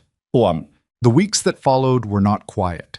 There is a specific myth about resolution, that it comes with stillness, with a sense of clean arrival. It doesn't. It comes with paperwork and conference calls and 4 jurisdictions, and a panel that convened on a Tuesday and deliberated for 9 days, and then upheld the claim on a Wednesday afternoon while Evelyn was eating a sandwich she'd forgotten was in her hand. Sewell called to tell her. She put the sandwich down. She sat with the information for a moment. She said, "Thank you." She hung up.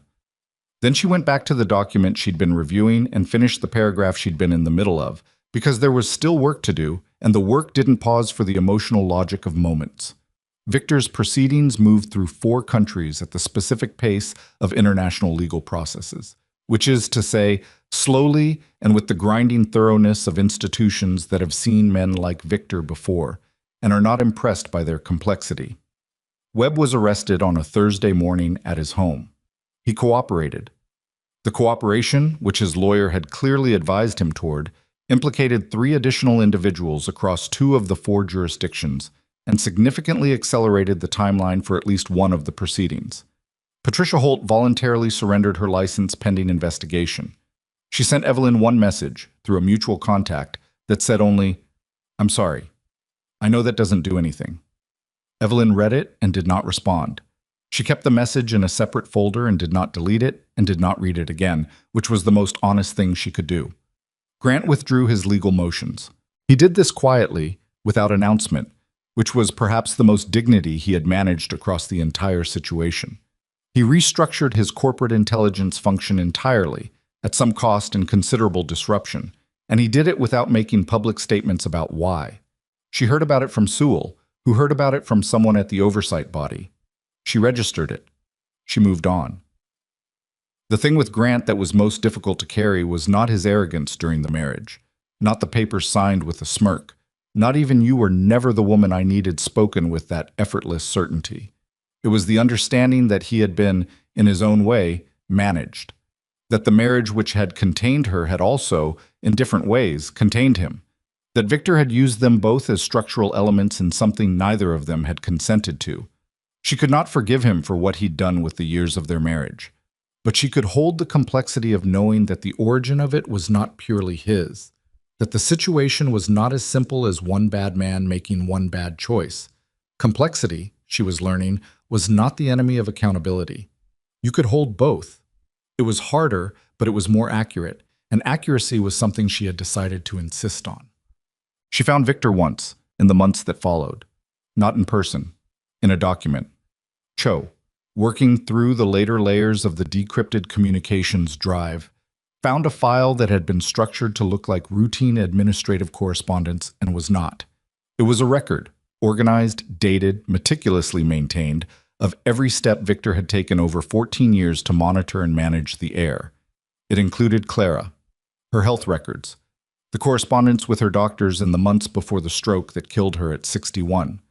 The correspondence didn't prove what she feared. Clara's death appeared genuinely to have been natural. The record showed Victor monitoring, checking, calculating, but not intervening. She didn't know if that meant he had stopped short of the final step or had simply not needed to take it. She sat with that ambiguity for 3 days, and then she put the file away in the same folder as Patricia's message, and she chose to spend the next decade building rather than determining the precise dimensions of what had been destroyed.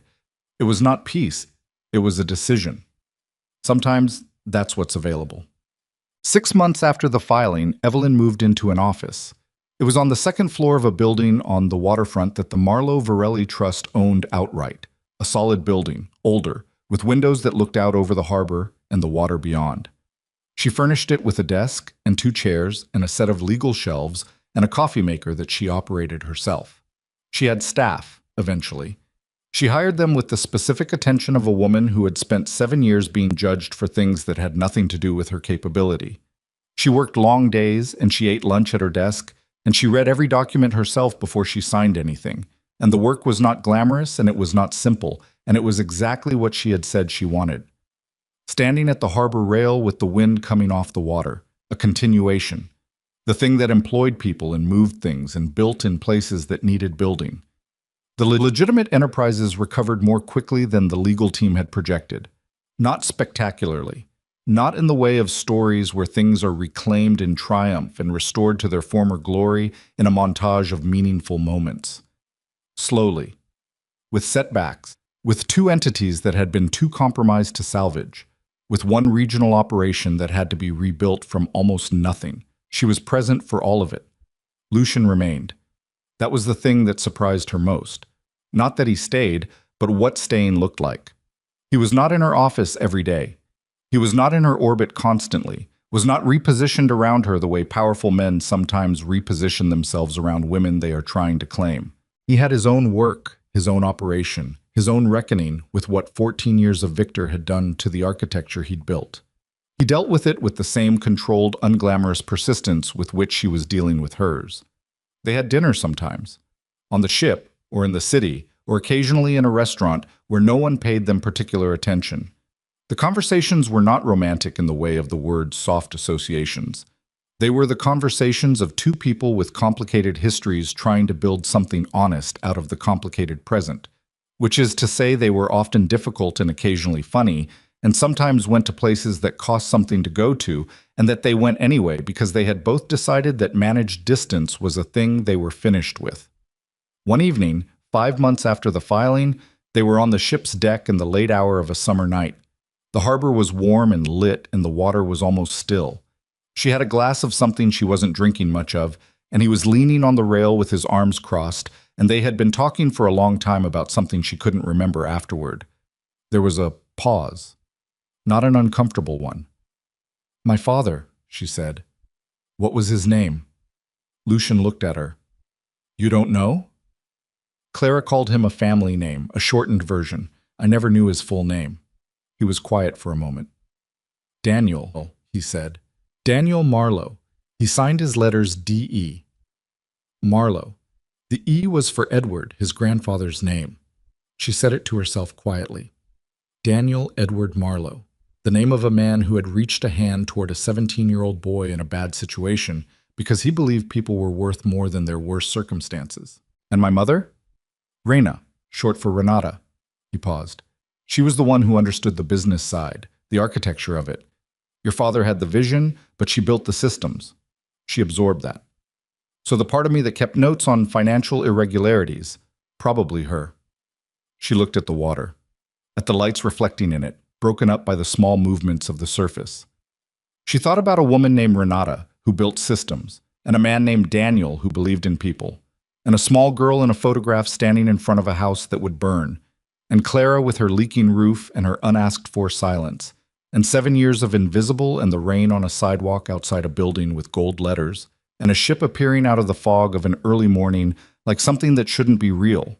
She thought about all the ways a life could be shaped without a person's knowledge, and all the ways it could be reclaimed with their full, deliberate attention. "I would have liked to know them," she said. "Yes," Lucian said. "They would have liked to know you." She believed him. That was the thing. She had become, over these months, a person who could believe true things without needing them to be more than true, without needing them to fix the absence or fill the shape of what was missing. They were true, and the loss was real, and both of those things lived in the same place without canceling each other out. She finished the thing she wasn't drinking and set the glass on the rail and straightened. The harbor was still. The city hummed behind them at the low, constant frequency of a city at night. "I have an 8 o'clock tomorrow," she said. "You always have an 8 o'clock. The Lisbon property review. I need to be sharp." He looked at her. The expression she had never quite named was there again, quieter now, settled into something that had more permanence in it than the first time she'd seen it. "Go sleep," he said. She pushed off the rail. She was almost to the door when she stopped. Not for drama. There was no drama in it, just a thought that had arrived and needed to be said before she went inside. "I spent 7 years being someone nobody watched," she said, not looking back. "I used to think that was what I was, that being overlooked was something inside me rather than something done to me." She paused. "I know the difference now." She heard him breathe, heard the small sound of the water against the hull. "I know," he said quietly. She went inside. The corridor was warm and lit and familiar in the way of places that have become yours through use rather than assignment. Her office was 1 floor up. Her desk was exactly as she'd left it, which was the way she liked it. The current files on the left, the completed files on the right, the things requiring her attention positioned where she would see them first in the morning. She walked past her office without stopping. She kept going to the cabin she'd made her own. In the months since the night she'd arrived with 1 suitcase and a marriage that was already over and a history she hadn't known she carried. She sat on the edge of the bed for a moment. Not collapsed, just sitting. The particular sitting of a person at the end of a day that has required a lot. Her hands were in her lap. They were steady. She had been, she supposed, so many different versions of the same woman. The woman with the briefcase and the contracts. The woman who kept a house and corrected insurance filings and wrote notes in private that no one was supposed to read. The woman who walked out into the rain with a single suitcase and nowhere to be. The woman who stood in a harbor at 6 in the morning and watched a ship come out of the fog. She was all of those women still. She had not replaced them with something more convenient. She had added to them, which is how it actually works. Not the shedding of what was, but the expansion of what is possible. She lay back. The ceiling of the cabin was exactly where it always was. She looked at it for a moment. Outside, the harbor moved. The city made its sounds. Somewhere across the water, beyond the lights, the open ocean was doing what it always did, neither waiting nor impatient, simply going on. She closed her eyes. She slept.